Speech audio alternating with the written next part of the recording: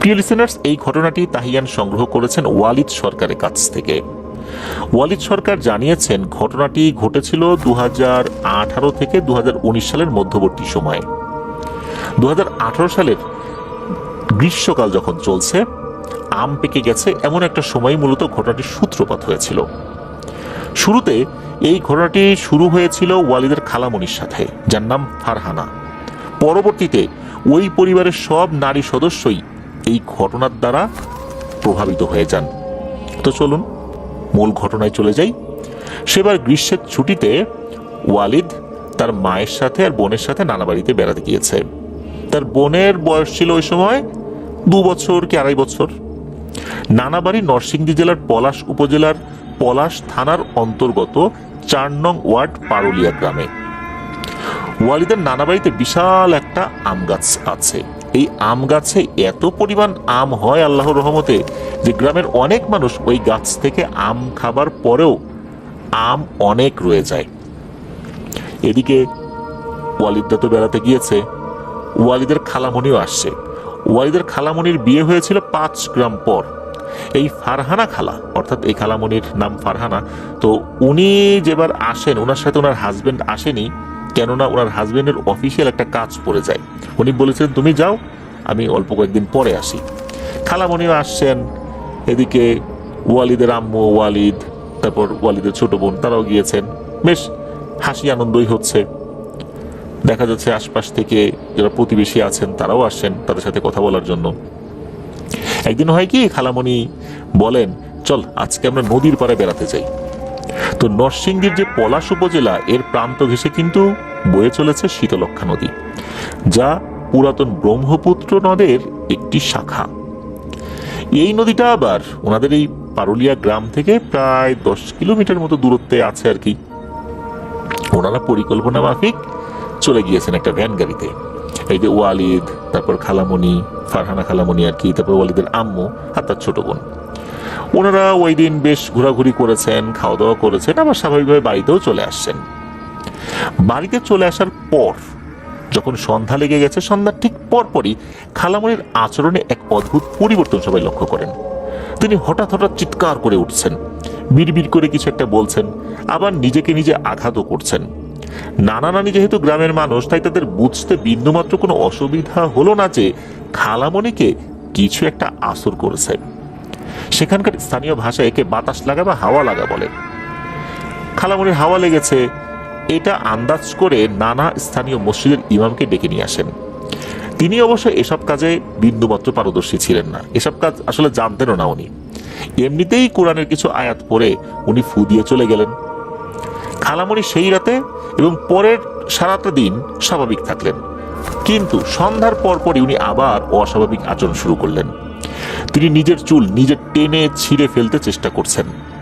পরিবারের সকলে তাকে ধরে ফেললে অশ্রাব্য ভাষায় গালিগালাজ করতে থাকেন, আর সামনে যাকেই দেখেন তাকেই কামড়ে দিতে চেষ্টা করছেন।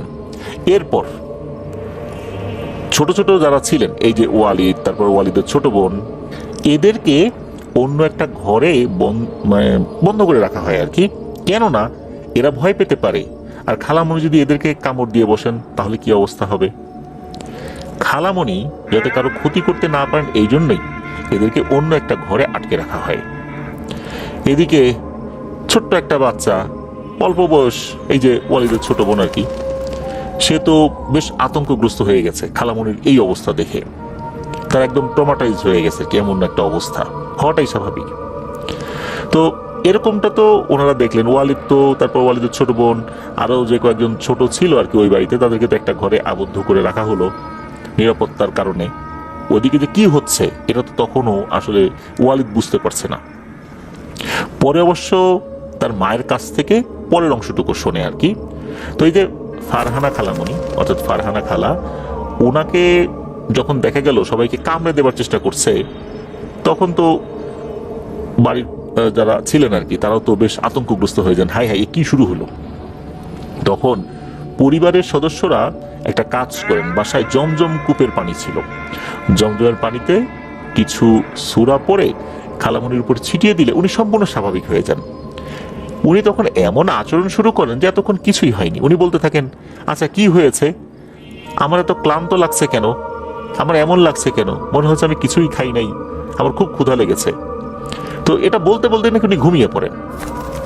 সেই রাতে এই যে আমাদের ওয়ালিদের মায়ের সাথে একটা ভয়ঙ্কর ঘটনা ঘটে। রাত আনুমানিক 2টার দিকে ওনার ঘুম ভেঙে যায়। উনি ফিল করেন যে ওনার ওয়াশরুমে যেতে হবে। তো ওয়াশরুমে যাওয়ার জন্য ঘর থেকে বের হয়েছেন, যেহেতু গ্রামে গিয়েছেন, গ্রামের ওয়াশরুম তো ঘরের বাইরেই থাকে সাধারণত। তো উনি মনে করলেন যে কাউকে ডাকবেন, অর্থাৎ ওয়ালিদের নানিকে ডাক দিবেন। মনে হলো যে না, বয়স্ক মানুষ, থাক, ঘুমাচ্ছে, ঘুমাক, আমি যাই। তো উনি বের হয়েছেন, ঘর থেকে বের হয়েছেন, উঠোনে গিয়েছেন। উঠোনের একটা পাশেই হচ্ছে সেই ওয়াশরুমটা। তো চাঁদের আলো ছিল, উঠোনে চাঁদের আলো পড়ছে, অনায়াসে হেঁটে চলে গিয়েছেন, কোনো অসুবিধাও হচ্ছে না। তাছাড়া ইলেকট্রিসিটি তো আছেই, সমস্যাও নাই। তো উনি ওয়াশরুমে গিয়েছেন, ওয়াশরুম থেকে যখন বের হয়েছেন, বের হওয়ার পর দেখেন সবকিছু স্বাভাবিকই আছে। উনি যখন ঘরের দিকে হাঁটতে শুরু করেছেন, তখন ওনার চোখ পড়ে কিছুটা দূরের একটা কাঁঠাল গাছের দিকে। উনি দেখতে পেলেন সাদা জুব্বা বা চাদরে মোড়ানো কোনো একটা অবয়ব, যেটার উচ্চতা হবে 7 থেকে 8 ফুটের মতো, একটা ডালের উপর দাঁড়িয়ে আছে এবং মনে হচ্ছে এক দৃষ্টিতে ওনার দিকে তাকিয়ে আছে। ওয়ালিদের আম্মু কিন্তু বুঝতে পারলেন এটা মোটেও স্বাভাবিক কোনো বিষয় নয়। উনি ওই দিকটাতে না তাকিয়ে দ্রুত ওনার ঘরের দিকে হাঁটতে শুরু করলেন। উনি আবার একটা কাজ করছেন, সেটা হচ্ছে আর চোখে দেখার চেষ্টা করছেন, অর্থাৎ সামনে হেঁটে যাচ্ছেন কিন্তু চোখটা একটু বাঁকা করে দেখার চেষ্টা করছেন এই জিনিসটা আসলে করেটা কি। উনি খেয়াল করলেন যে ওই জিনিসটা দ্রুত হাঁটতে দেখে লাফ দিয়ে গাছ থেকে নিচে নামলো। নামার পর এক পায়ের উপর ভর করে লাফাতে লাফাতে ওনার দিকে এগিয়ে আসছে। যখন উনি বুঝতে পেরেছেন এই জিনিসটা ওনার দিকে এভাবে এগিয়ে আসছে, তখন উনি তো দ্রুত যাবার জন্য ঘরের দিকে দিয়েছেন দৌড়। কিন্তু ওই সময় উনি ফিল করলেন ওনার শরীরের উপর আর কোনো নিয়ন্ত্রণ ওনার নেই। উনি পড়ে যাবেন ভাব, কিন্তু আল্লাহর অশেষ রহমতে এর মধ্যেই উনি একদম ঘরের দরজার কাছে চলে আসছেন। দরজার কাছে এসেই একদম কন্ট্রোল হারিয়ে ফেলেন। উনি একদম দরজার উপরে হুড়মুড়িয়ে পড়ে যান। তবে পরে অবশ্য ঘরের ভেতরে ঢুকে পড়েছিলেন আল্লাহর রহমতে। ওই শব্দে আবার কয়েকজন উঠে পড়ে। এর মধ্যে কিন্তু ওই অবয়বটাকে আর দেখা যায় না। সবাই যখন আসছে কি হয়েছে, তখন উনি তো বলে যে এই ঘটনা, আমি তো এরকম একটা জিনিস দেখছি। তখন তো ওয়ালিদের নানি ওয়ালিদের আম্মুকে বেশ রাগারাগি করেন যে তুই উঠলি, আমাকে একটু ডাকবি না। উনি বলছেন যে তুমি মুরব্বী মানুষ, ঘুমাইছো, আবার ডাকবো, সারাদিন পরিশ্রম করছো, এই জন্য আসলে ডাকাডাকি করিনি। এরপর অবশ্য ওয়ালিদের আম্মুকেও জমজমের পানি খাইয়ে দেওয়া হয়, ওনার শরীরে একটু ছিটিয়ে দেওয়া হয়। তো ওই রাতে ওনার আর কোনো সমস্যা হয়নি, ঘুমিয়ে যান, বাড়ির সবাই ঘুমিয়ে যায়। ওই রাতে অন্য কারোর সাথেও কোনো সমস্যা হয়নি। পরের দিন স্থানীয় একটা কবিরাজের কাছে ফারহানা খালাকে নিয়ে যাওয়া হয়। হুজুর ঝাড়ফুঁক করলেন এবং বললেন যে তিনি তার অনুগত জিনেদের মাধ্যমে খোঁজ নেবেন আসলে কি হয়েছে, কেন এই সমস্যাটা হয়েছে। উনি বুঝতে পারছেন না এই সমস্যার কারণটা কি। তবে একটা কারণ তো অবশ্যই আছে, কারণ না বুঝে তো উনি এই চিকিৎসা কিভাবে করবেন এটা নিয়ে সন্দিহান ছিলেন আর কি। উনি বলেন যে 2 দিন পর আপনারা আসেন, দেখি আমি কিভাবে চিকিৎসাটা শুরু করতে পারি। উনি ওই সময় কিছু পানি পড়া, তেল পড়া এগুলো দিয়ে দেন। ওই রাতে এই ওয়ালিদের আম্মু একটা অদ্ভুত স্বপ্ন দেখেন। স্বপ্নের সেই সাদা জুব্বা বা চাদরে মোড়ানো যে অবয়বটা, যেই অবয়বটাকে উনি ওয়াশরুম থেকে বের হয়ে দেখেছিলেন, ওই অবয়বটাকে উনি দেখতে পাচ্ছেন। ওই অবয়বটার চেহারা দেখা যাচ্ছে না, মাথার উপরে একটা ঘোমটা জাতীয় কিছু একটা দেয়া। ওই অবয়বটা তার সামনে এসে নাকি হাসতে শুরু করে এবং বলতে থাকে, শোন, তোর বোনকে তো আমি নিয়ে যাব, যদি বিন্দু মাত্র বাধা সৃষ্টি করিস তাহলে তোরও কিন্তু ক্ষতি করব। আর হ্যাঁ, শুনে রাখ, যদি কোনো হুজুর তান্ত্রিক দেখাস তাহলে কিন্তু তোদের বাড়ির সবাইকে ধরব, বিশেষ করে মহিলাদেরকে। এরপর নাকি ওই অবয়বটা হাসতে হাসতে ভ্যানিশ হয়ে যায়। এই অবয়বের হাসি এবং কথাগুলো এতটা বীভৎস এবং ভয়ঙ্কর, তার প্রত্যেকটা শব্দ নাকি ওই ঘুমের ভিতরেই মাথার ভিতরে ঢোলের বাড়ির মতো গিয়ে হিট করছিল। এত তীক্ষ্ণ এবং ভয়ঙ্কর আওয়াজ। ওনার ঘুম ভেঙে যায়। ঘুম ভাঙার পর ওনার মাথা ব্যথা শুরু করেছে। ওই যে ঘুমের ভেতরে ওই শব্দ যেটা করেছে আর কি, ওই অবয়বটা কথা বলেছে, ওইটার কারণে ওনার তীব্র মাথা ব্যথা হচ্ছে। উনি কিন্তু ওইটার চেহারা বুঝতে পারেননি যে আসলে তার চেহারা কেমন, কেমন দেখতে, এটা বুঝতে পারেননি স্বপ্নের মধ্যে। ওই অবয়বটা চলে যাওয়ার পর ওনার তো ঘুম ভেঙে যায়। এরপর সারাটা রাত উনি খালি এপাশ ওপাশ করেছেন, ঘুমাতে পারেননি। ওই সময় কাউকে কাউকে ডেকে যদি উনি বলার চেষ্টা করেন তাহলে তো কেমন হবে। ওই রাতের বেলা কাউকে ডাক দিয়ে যদি উনি এই ভয়ঙ্কর স্বপ্ন বলেন, দেখা যাবে যে ওই রাতের বেলা অন্যরাও ভয় পেতে পারে। এই জন্য উনি ওই রাত্রে আর কাউকে ডাকেন নাই, কিছু বলেনও নাই। পরদিন উনি স্বপ্নের বিষয়টা ওনার আম্মাকে খুলে বলেন, অর্থাৎ ওয়ালিদের নানিকে খুলে বলেন। তিনি কথা শোনার সাথে সাথে তাজ্জব হয়ে যান। তিনি বলেন, তুইও এই স্বপ্ন দেখছিস? তার মানে হচ্ছে ওয়ালিদের নানিও একই স্বপ্ন দেখেছিল, কিন্তু ওয়ালিদের নানির স্বপ্নের মধ্যে শুধু এতটুকুই বলেছে, তোর মেয়েকে নিয়ে যাব, আর কোনো কিছু বলেনি। ওই দিন বিকেল বেলা পরিবারের সদস্যরা মিলে এক কবিরাজের বাড়িতে গিয়েছেন। তো ওই যে যার কাছে প্রথমে গিয়েছিলেন আর কি, তার কাছে গিয়েছিলেন আর কি। তো তাদেরকে দেখেই, অর্থাৎ এই যে ওয়ালিদের আত্মীয় স্বজনদেরকে দেখেই ওই কবিরাজ কেমন যেন উদাস হয়ে গেলেন। কি হয়েছে তাকে জিজ্ঞেস করলেন যে আপনাকে উদাস দেখাচ্ছে কেন? তো জিজ্ঞেস করতেই তিনি বলেন, এই যে ফারহানা খালা, এই ফারহানা খালাকে মূলত জিনে আসর করেছে। আর যে জিনটা ফারহানা খালাকে আসর করেছে সে যে খুব শক্তিশালী এমনটা কিন্তু না। আমরা সাধারণত শুনি যে খুব শক্তিশালী একটা জিন, তাকে ছুটানো যাবে না, এটা সেটা। ওই কবিরাজ বলেন এ কিন্তু বেশি শক্তিশালী না, কিন্তু সমস্যাটা অন্য জায়গায়। এরা হচ্ছে দলবদ্ধভাবে বসবাস করে। এদের কেউ একজন যদি কারো উপর আসর করে, তখন তাকে যদি হাজির করার চেষ্টা করা হয়, সবগুলো এসে হাজির হয়। তখন ভয়ঙ্কর সমস্যা দেখা দেয়। আর সবাই মিলে যখন এসে হাজির হয় তখন এদের শক্তি অনেক বেড়ে যায়, কিন্তু এককভাবে এদের শক্তি কম। কিন্তু এরা দলবদ্ধভাবে সব কাজ করে থাকে।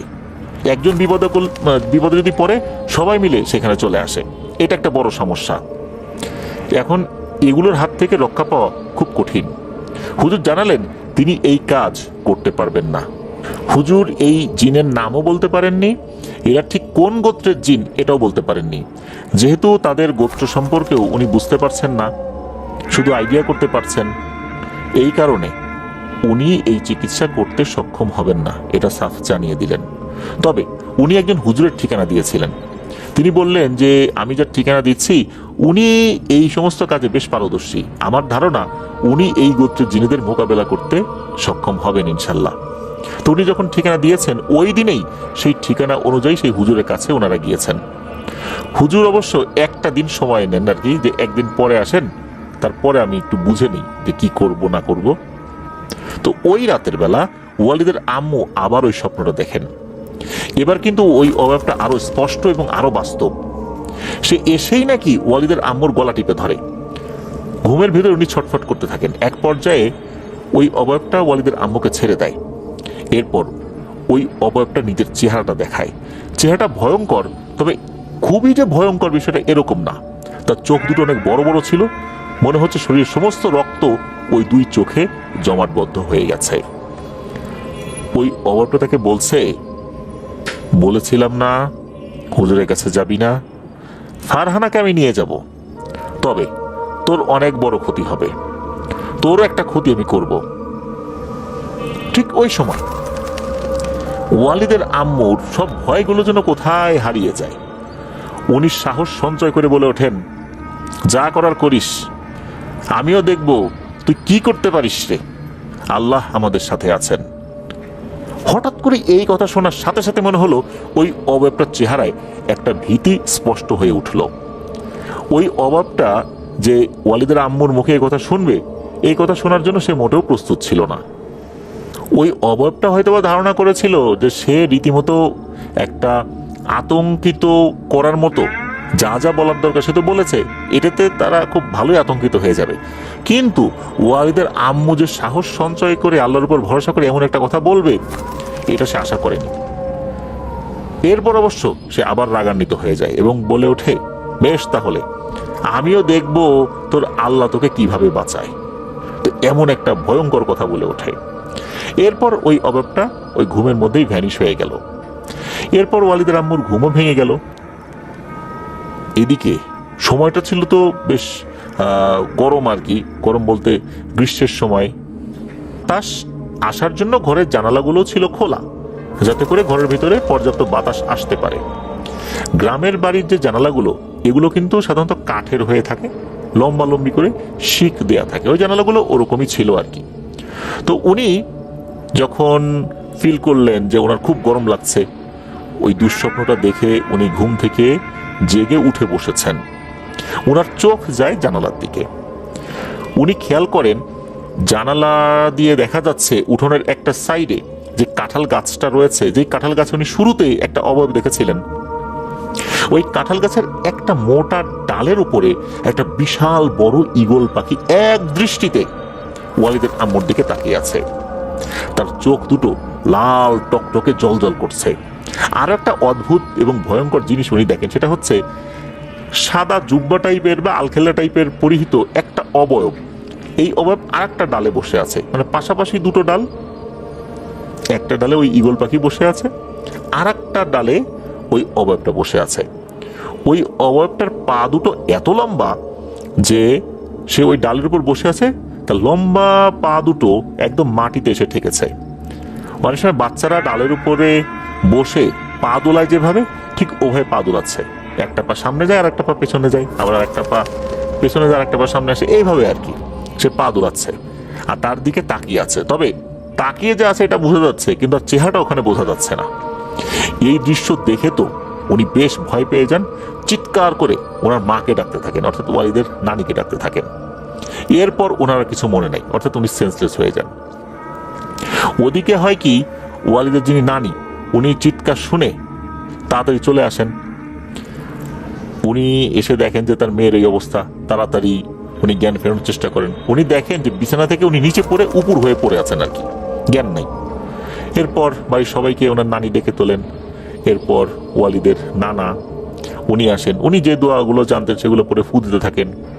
দীর্ঘ 4 থেকে 5 ঘন্টা পর ওয়ালিদের আম্মুর জ্ঞান ফেরে।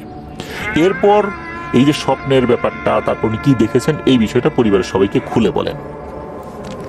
তো যথারীতি পরদিন সবাই মিলে ওই হুজুরের বাড়িতে ওনারা সবাই গিয়েছেন। হুজুর বাড়িতে ছিলেন না, উনি আস্তে আস্তে সন্ধ্যা হয়ে যায়। ওনারা বিকালের দিকে বসে গিয়েছিলেন।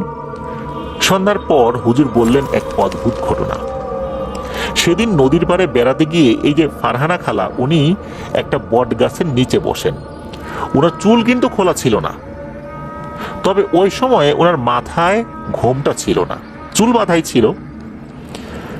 ওই সময় নাকি ওই বট গাছে থাকা একটা অবয়ব এই ফারহানা খালাকে দেখে পছন্দ করে। তবে এই পছন্দের অর্থ কিন্তু ভিন্ন। ঘটনা কিন্তু শেষ বিকেলের এমন না, শেষ বিকেলের আর কি, এমন না যে ভরা দুপুর ভরা সন্ধ্যা, এরকম সময় তো সাধারণত ঘটনা ঘটে। আমরা বলি যে সন্ধ্যার সময় চুল খোলা ছিল এসে ধরেছে, বা ভর দুপুরে বের হয়েছে ধরেছে, কিন্তু এটা মাগরিবেরও আগে, পরন্ত বিকেল, তখনও কিন্তু সূর্য ডুবছে না এমন একটা সময়, এরকম একটা সময় ঘটনাটা ঘটেছে। আর জিনটা যখন ভর করেছে তখন কিন্তু আশেপাশে অনেক মানুষ ছিল। ওই বট গাছের নিচে আরো মহিলারা বসেছিলেন, কিন্তু আসর করেছে শুধু এই ফারহানা খালাকে।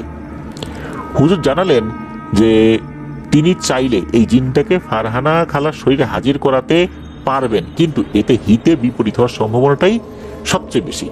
কেননা এই জিনটা দলবল নিয়ে থাকে, তাই যখনই এই জিনটাকে হাজির করা হবে তখন তার দলের সবাই এই ফারহানা খালার শরীরের ভিতরে ঢুকে পড়বে। তখন এর প্রভাবটা পড়বে মারাত্মক।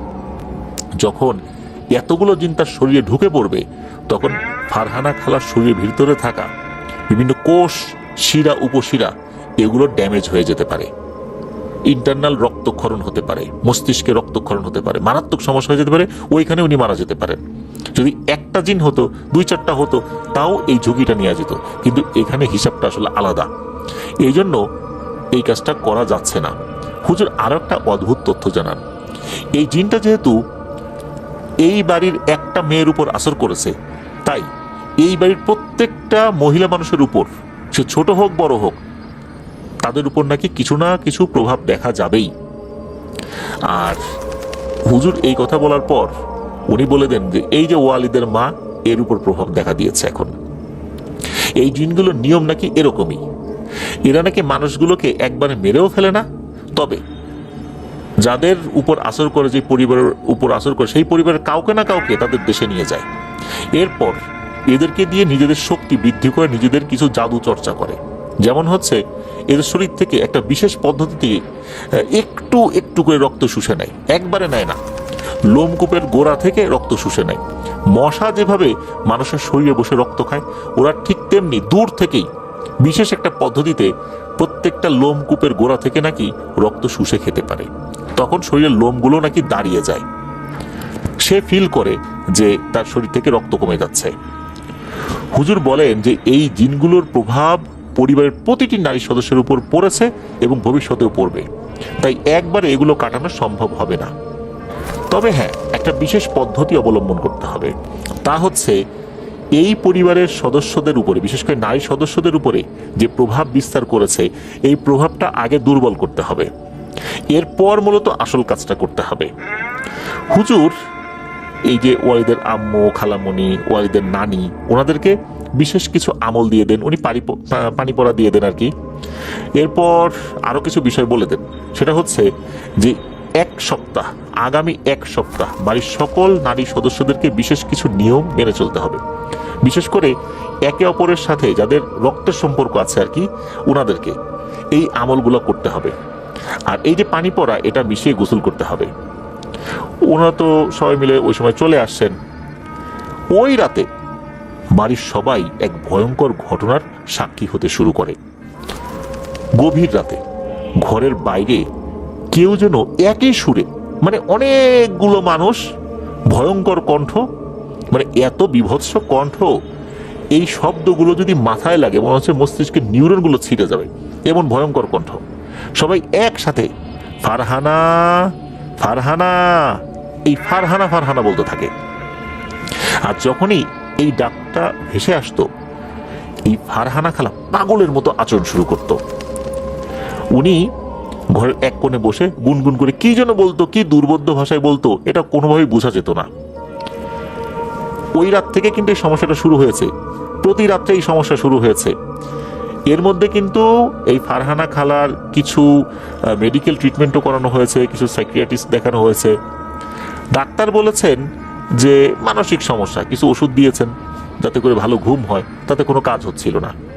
আর একজন মেডিসিনের ডাক্তার দেখানো হলো, তখন ওই ডাক্তার একটা তথ্য দিলেন, সেটা হচ্ছে এই ফারহানা খালার শরীরে রক্ত শূন্যতা দেখা দিয়েছে, তার শরীরে রক্ত আস্তে আস্তে কমে যাচ্ছে। এই কথা শোনার পর ওনার পরিবারের সদস্যরা হুজুরের সেই কথাটা মনে করলেন, এই জিনেরা যাকে একবার ভালোভাবে আসর করে, তার শরীরের রক্তগুলো আস্তে আস্তে করে শুষে নিয়ে তাকে একদম শেষ করে দিতে থাকে। শরীরের রক্ত বাড়ানোর জন্য যেই ধরনের চিকিৎসা করানোর দরকার সেগুলো চলতে থাকে, হুজুরের দেয়া চিকিৎসাও চলতে থাকে। এর মধ্যে আর একটা সমস্যা দেখা দিল, সেটা হচ্ছে এই যে ওয়ালিদের বোন, এর মধ্যে কিছু অস্বাভাবিক আচরণ দেখা গেল। সেও কেমন যেন উন্মাদের মতো আচরণ করছে, এত ছোট একটা বাচ্চা সেরকম উন্মাদের মতো আচরণ করছে। এছাড়া ওই বাড়ির প্রত্যেকটা নারী সদস্য ভয়ঙ্কর কিছু অভিজ্ঞতার মুখোমুখি হতে থাকলেন। বাড়ির অন্য পুরুষ সদস্যরা এগুলো টেরও পান না, একদম স্বাভাবিক তাদের কাছে সবকিছু। বাড়ির নারী সদস্যরা ভয়ঙ্কর কিছু অবয়ব দেখতে শুরু করলেন। স্বপ্নে ওই যে অবয়বটা, যেটা ওয়ালিদের আম্মু দেখেছিলেন, ওই অবয়বটা বাড়ির সব নারী সদস্যরা দেখতে শুরু করলেন। স্বপ্নের মাঝেই নাকি শারীরিকভাবে তাদেরকে আঘাত করত, এমনকি ওয়ালিদের ছোট বোন তাকেও আঘাত করত। সে ছোট মানুষ, সে ভালো করে বলতে পারতো না, কিন্তু ঘুমের মধ্যে কান্নাকাটি করত। সকাল হলে সে ইশারায় বুঝাতো যে তার শরীরে বিভিন্ন জায়গায় ব্যথা। এদিকে বাড়ির অন্য নারী সদস্যদেরও একই সমস্যা, তারাও ঘুমের মধ্যে দেখেছে ওই অবয়বটা এসে মারধর করেছে তাদেরকে, তাদেরও শরীরে ব্যথা হয়েছে। এই যে সমস্যাগুলো, এই সমস্যাগুলো তখন পরিবারের সব নারী সদস্যরা ফেস করতে থাকলেন। তো এরকম তো ঝামেলা চলছে, এরকম করতে করতে প্রায় এক সপ্তাহেরও বেশি সময় কেটে যায়। আবার সবাই মিলে সেই হুজুরের কাছে গিয়েছেন। হুজুর কিছুটা রুকিয়া করার পর বেশ খুশি মনে জানান যে আলহামদুলিল্লাহ কাজ সঠিকভাবে সম্পন্ন হয়েছে। ওই জিনের আসর এখন অনেকটাই দুর্বল হয়ে গেছে, তো তাই এদের এখন মাথা খারাপ হয়ে গেছে। হুজুর এরপর জানান যে আপনারা আপনাদের কাজ করেছেন, এখন বাকি কাজটা আমাকে করতে দেন। এটা বলে ওই হুজুর, এই যারা গিয়েছিলেন, ওয়ালিদের আম্মু, নানি, ওয়ালিদের খালামণি, সবাইকে মানসিকভাবে প্রস্তুত হতে বললেন এবং বললেন আপনারা মানসিকভাবে প্রস্তুতি নেন, আর সামনে বড় কিছু হবে, তবে এই বড় কিছু ইতিবাচকই হবে, নেতিবাচক কিছু হবে না ইনশাল্লাহ। এরপর হুজুর বললেন যে আপনাদের 4 জনকে আমি চাই। এই 4 জনকে, ফারহানা খালামণি, ওয়ালিদের আম্মু, ওয়ালিদের নানি, ওনাদেরকে, আর ওয়ালিদের ছোট বোন তারও লাগবে। এই 4 জনকে নিয়ে মূলত আসল রুকিয়াটা শুরু হবে। বাড়ির পুরুষ সদস্যরা পাশে থাকবেন, কিন্তু ওনাদের উপর মেইন রুকিয়াটা শুরু হবে আর কি। এরপর হুজুর যেটা করলেন, একটা বৃত্ত আঁকলেন, এর মধ্যে 4 জনকে বসানো হলো। হুজুর আর একটা বৃত্তের মধ্যে বসলেন, দোয়া দুরুদ পড়তে শুরু করলেন। হুজুর চিন্তা করেছিলেন যে এই 4 জনের মধ্যে হয়তোবা এই ফারহানা খালার উপরে জিনটা ভর করবে। এদিকে হুজুর দোয়া পড়া শুরু করেছেন, 1 ঘন্টা যায়, 2 ঘন্টা যায়, কিছুই হয় না। হুজুর হতাশ গলায় জানালেন আজ আর হবে না, আপনারা ফেরত যান। বিধ্বস্ত মন নিয়ে ওনারা বাড়িতে ফেরত এলেন। ওই রাতে ওনাদের সাথে একের পর এক ভয়ঙ্কর ঘটনা ঘটতে থাকলো। টিনের চালে কেউ খটমট খটমট করে হেঁটে যাচ্ছে, বাড়ির বাইরে যেন ঝড় বয়ে যাচ্ছে, মনে হচ্ছে এখনই ঘরের ছাদ উড়ে চলে যাবে, সব ভেঙে চলে যাবে। বাড়ির চারপাশ থেকে ভেসে আসছে অদৃশ্য অট্টহাসির শব্দ। ওনারা সবাই মিলে কিন্তু খুব ভয় পেয়ে গিয়েছেন। কিন্তু এখানে আর একটা ব্যাপার, বাড়ির কোনো পুরুষ সদস্যরা এই শব্দ, ঝড় কোনো কিছুই টের পাচ্ছেন না। এর মাঝে আবার হঠাৎ আর একটা ঘটনা ঘটলো। ভোরের দিকে, তখনও ফজর আজান দেয় নেই, কেউ যেন প্রচন্ড করে একটা শব্দ করলো। আর এই শব্দটা করার পর যে ঘটনাটা ঘটলো এটা আরো ভয়ঙ্কর। মনে হচ্ছে এই শব্দটা করার পর বাড়ির যে দরজা, মানে ঘরের যে দরজা, এই দরজার উপরে কেউ সজোরে লাথি দিতে শুরু করেছে। এখনই মনে হচ্ছে যে সিটকেনি বা যেই আড়া বা যেই বিষয়টা আমরা গ্রামে যেটা থাকে আর কি, অনেকে ডাসা বলে, মনে হচ্ছে এগুলো ভেঙে চলে আসবে, দরজা ভেঙে যাবে। এমন ভাবে শরীরের সমস্ত শক্তি দিয়ে দরজার উপর আঘাত করে যাচ্ছে ক্রমাগত। এটা কিন্তু পরিবারের কোনো পুরুষ সদস্য টের পাচ্ছে না, তারা কোনোভাবেই টের পাচ্ছে না, তারা ঘরেই আছেন। বাড়ির সবাই বলছে যে এই দরজা ভেঙে ফেললো, পুরুষ সদস্যরা বলছে যে কই, কিছুই তো হচ্ছে না। এদিকে এই ওয়ালিদের ছোট বোন সে ভয়ে কান্নাকাটি শুরু করছে, প্রচন্ড ভয় পাচ্ছে, অথচ পরিবারের পুরুষ সদস্যরা কিছুই বুঝতে পারছে না। এই যে ওয়ালিদ, যে সেও কিছু বুঝতে পারছিল না, কিন্তু সে কিন্তু ওই সময় ওখানেও ছিল। এখন ওনারা বুঝতে না পারলেও আন্দাজ কিন্তু ভালো করে করতে পেরেছিলেন, যেহেতু হুজুর বলেছিলেন যে পরিবারের নারী সদস্যদের উপরে এর একটা প্রভাব পড়বে, পুরুষ সদস্যদের উপরে না। এই কারণে তারা টের পাচ্ছে, আর ওনারা টের পাচ্ছেন না। ওনারা তখন কি করলেন, সাহস ধরে রেখে পুরুষ সদস্যরা জোরে জোরে আয়াতুল কুরসি পাঠ করতে লাগলেন।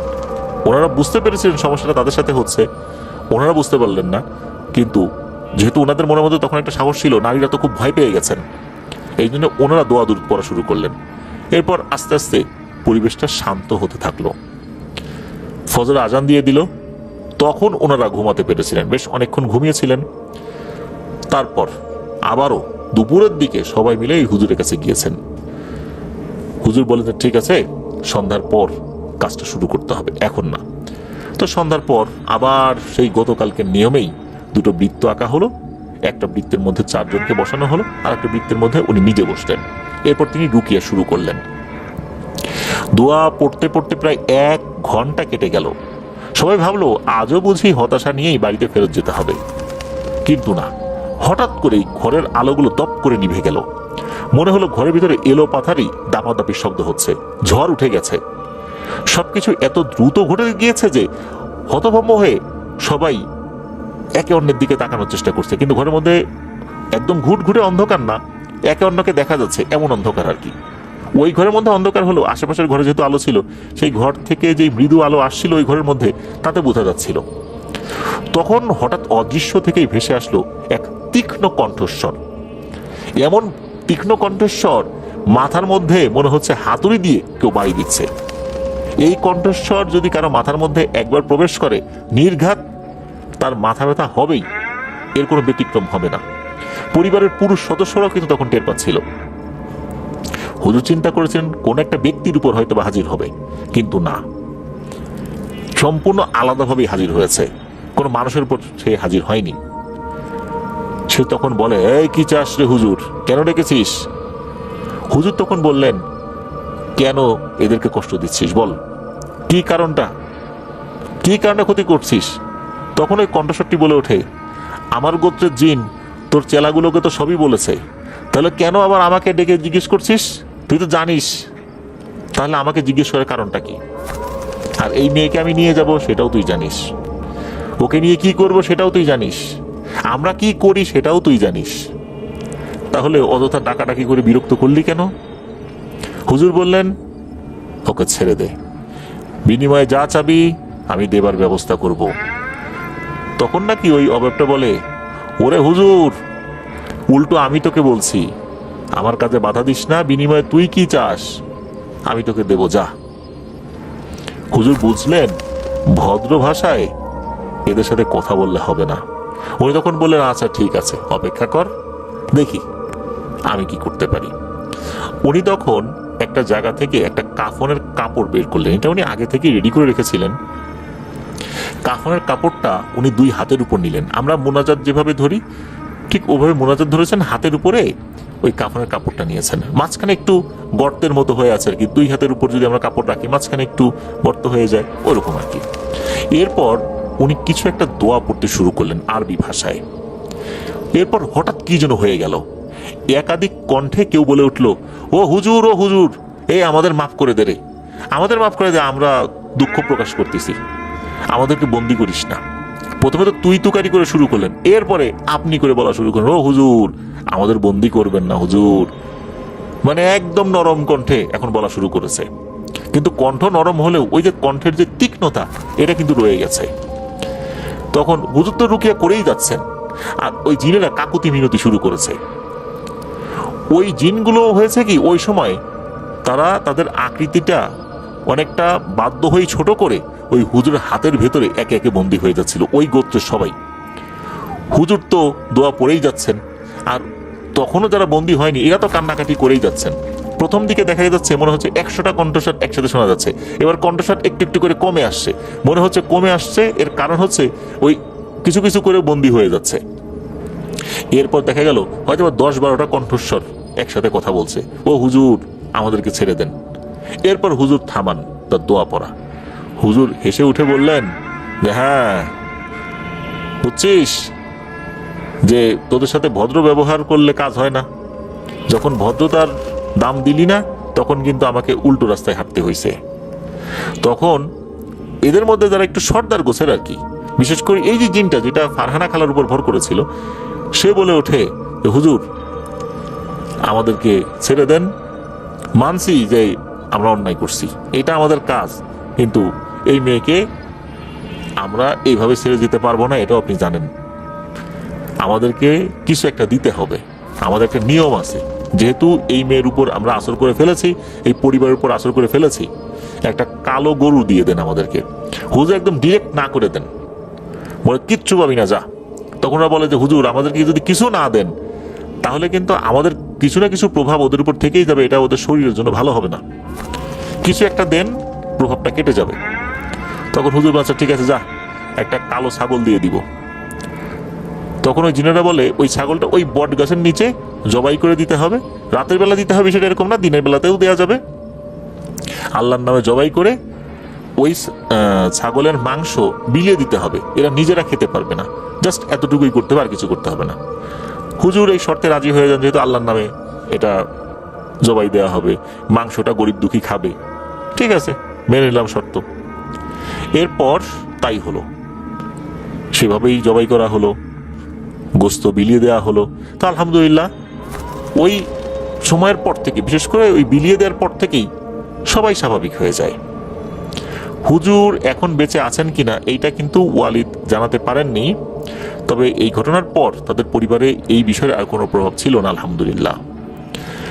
একটা বিষয় কিন্তু প্রশ্ন রয়েই যায়, হুজুর ওই সময় কি রুকিয়াটা করেছিলেন?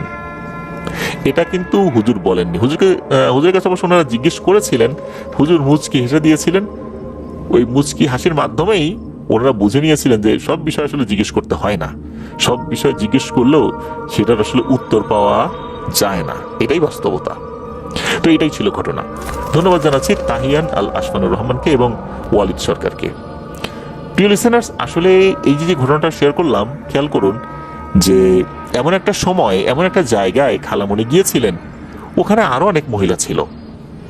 ওনার চুল খোলা ছিল না, সময়টাও একদম সন্ধ্যা লাগে লাগে ভাব এমনটাও ছিল না, এরপরেও কিন্তু ওনার উপর প্রভাব বিস্তার করে ফেলেছে।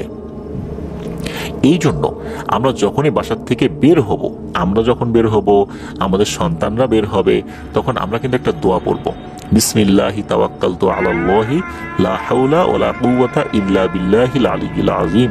এটা পড়ে আমাদের শরীরে ফু নিব।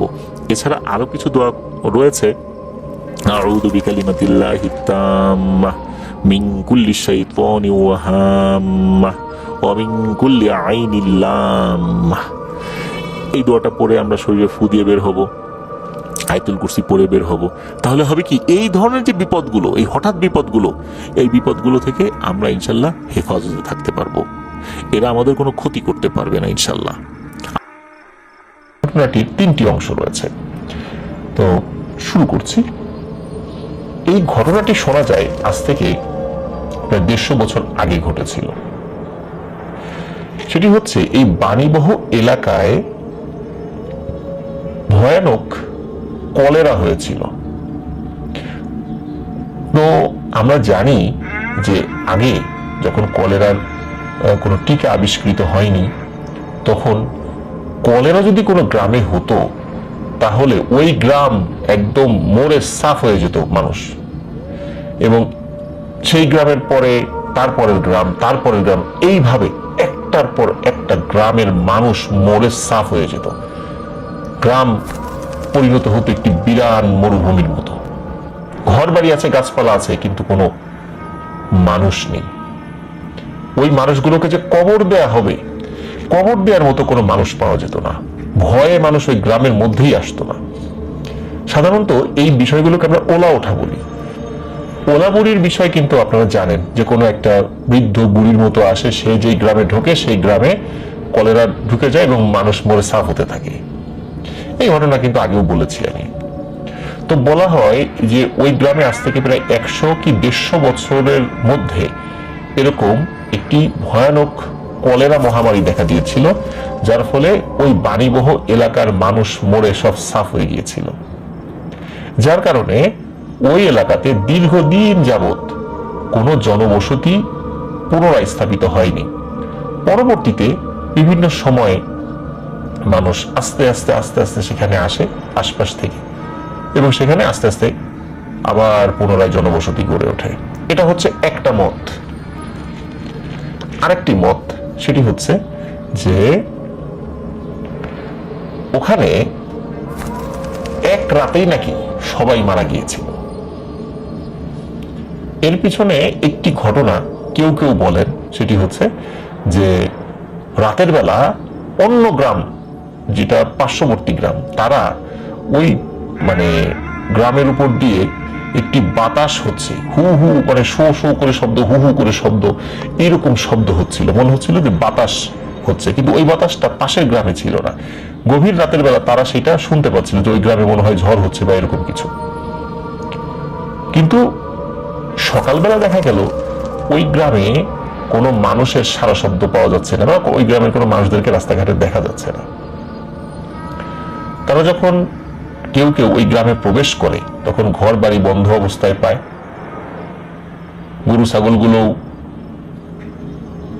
গোয়াল ঘরে আছে, কিন্তু মৃত অবস্থায়।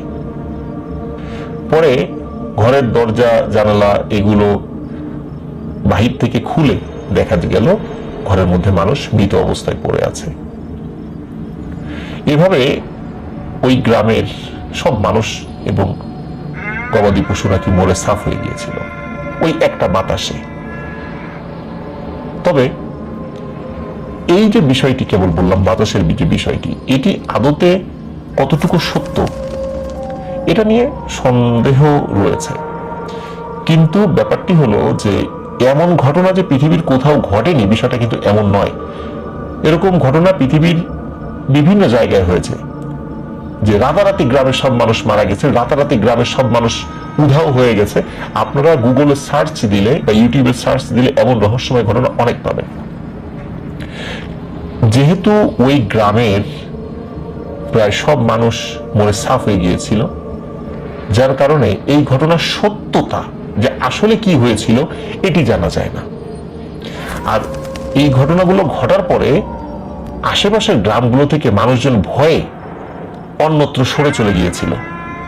আর তখন তো অনেক ফাঁকা ফাঁকা জায়গা ছিল, মানে জমির অভাব ছিল না, মানুষ যে কোনো জায়গায় গিয়ে বসতি স্থাপন করতে পারত। এখনকার মতো তো এরকম জনবহুল পরিবেশ ওই সময় ছিল না। এই কারণে মানুষ অনেক দূরে সরে চলে যায়। তাদের মুখেই বিভিন্ন ঘটনা পরবর্তীতে মানুষ জানতে পারে, বিভিন্নভাবে ঘটনাগুলো বিকৃত হয়ে গিয়েছে। অ্যাকচুয়ালি ঘটনা কি ঘটেছিল সেটিও আমরা বলতে পারি না। থার্ড যে ঘটনাটি, এটি শোনা যায়, বলা হয় একটি ভয়ানক জল বসন্তে ওই গ্রামের অনেক মানুষ মারা গিয়েছিল। এই তিনটি ঘটনা আমরা যদি একত্র করি, আমরা একটি যোগসূত্র খুঁজে পাই, সেটি হচ্ছে যে আসলেই ওই গ্রামে কোনো না কোনো ঘটনা ঘটেছিল যার ফলে বহু লোক মারা গিয়েছিল, যার ফলে ওই গ্রাম বিরান হয়ে গিয়েছিল। পরবর্তীতে বিভিন্ন লোকজন এসে ওখানে বসতি স্থাপন করেছে। দীর্ঘ সময় কিন্তু ওখানে মানুষ আসতেই ভয় পেত, আবার যদি মহামারীতে মানুষ মারা যায়, এইটাই ছিল কারণ। যাই হোক, থার্ড যে বিষয়টি আমি বললাম, এইটাকে কেন্দ্র করে আজকের ঘটনা, যে কেন জল বসন্ত হয়েছিল, এই জল বসন্ত হওয়ার কারণটা নিয়ে একটি ঘটনা প্রচলিত আছে, সেটি মূলত বলতে চাই। অনেকে এই ঘটনাটি শুনতে চেয়েছেন, আমি সরাসরি ঘটনাতে চলে যেতে পারতাম, কিন্তু ওই এলাকায় বসবাসকারী অনেকের কাছে এই বিষয়টি নতুন মনে হলেও হতে পারে। কারণ হচ্ছে যে এই সমস্ত ঘটনার সাক্ষ্য দেওয়ার মতো, যে হ্যাঁ তারা দেখেছে, তারা তাদের বাবার কাছ থেকে শুনেছে, তাদের বাবারা আবার নিজের চোখে দেখেছে, এমন লোক খুঁজে পাওয়া অসম্ভব বললেই চলে। কারণ আপনারা বুঝতেই পারছেন সেখানে বহু লোক মারা গিয়েছিল। যাই হোক, আর এরকম ঘটনা, কলেরা, বসন্ত, এই ধরনের ঘটনায় আগে গ্রামের পর গ্রাম মরে সাফ হয়ে যেত, একদম একটা বংশ শেষ হয়ে যেত, এরকম ঘটনা আছে। এটা আপনাদের মুরব্বী যারা আছেন তাদের কাছে জিজ্ঞেস করলেই আপনারা জানতে পারবেন। যাই হোক, ঘটনাটি ঘটে সেটি হচ্ছে ওই গ্রামের একজন ব্যক্তি, ওই ব্যক্তির নাম জানা ইম্পসিবল, কারণ হচ্ছে যে তারা সবাই মারা গিয়েছিল। উনি রাতের বেলা ফিরে আসছিলেন। রাত খুব যে গভীর ছিল তা নয়, উনি ওনার খেতে কৃষিকাজ করতে করতে ওনার দেরি হয়ে যায় ওই দিন। তো উনি ওনার দুটো গরু নিয়ে ফেরত আসছিলেন। আস্তে আস্তে হঠাৎ করে ওই সময় আবার ওই দিন আবার বৃষ্টিও হয়েছিল, মানে মাটি, জমির ক্ষেত কাদা কাদা হয়ে গিয়েছিল আর কি বৃষ্টির পানিতে। তো উনি যখন ওনার বাড়ির পথ দিয়ে আসছিলেন, ওনার বাড়ির কাছাকাছি মোটামুটি চলে আসছেন, আধা কিলোমিটারের মধ্যে আর কি, তখন ওই জায়গাটাতে কয়েকটা পুকুর রয়েছে। ওই পুকুরেরও বেশ খানিকটা আগে উনি একটি জমির মধ্যে কচমচ কচমচ শব্দ শুনতে পান। পানির মধ্যে কোনো বড় মাছ যদি নড়াচড়া করে যেভাবে শব্দ হয়, ওরকম শব্দ শুনতে পান। উনি চিন্তা করেন কি ব্যাপার, শব্দ কিসের। অনেক সময় কিন্তু এরকম খচমচ শব্দ হলে এগিয়ে গেলে সেখানে মাছ পাওয়া যেত। এখন যদিও সেটা কম পাওয়া যায়, বৃষ্টি হলে মাছ পুকুর থেকে কম উঠে আসে, এখন তো আগের মতো সেই সিচুয়েশন নেই। তো আমিও ছোটবেলায় দেখেছি যে কই মাছ, টাকি মাছ পুকুর থেকে বৃষ্টির সময় উঠে এসেছে, আপনারা হয়তো অনেকে দেখেছেন। তো যাই হোক, ওই চিন্তা করে যে হয়তোবা ওই বৃষ্টির কারণে পুকুর থেকে কোনো বড় মাছ উঠে এসেছে, কাছে একটু পুকুর ছিল। তো উনি ওই জায়গার ওই শব্দ যেখানে হচ্ছে সেখানে যান। সেখানে যাওয়ার পর উনি দেখতে পান ওই ক্ষেতের মধ্যে তো পানি আছে, ওখানে বিশাল আকৃতির একটা শৈল মাছ, স্বাভাবিক আকৃতির থেকে অনেক বড়, মানে এই টাইপের শৈল মাছ মানে উনি কখনো দেখেনি, মানে এত বড় শোল মাছ। উনি চিন্তা করেন যে বাহ, এত বড় একটা শোল মাছ, তো এখন কি করা যায়, এটাকে ধরি।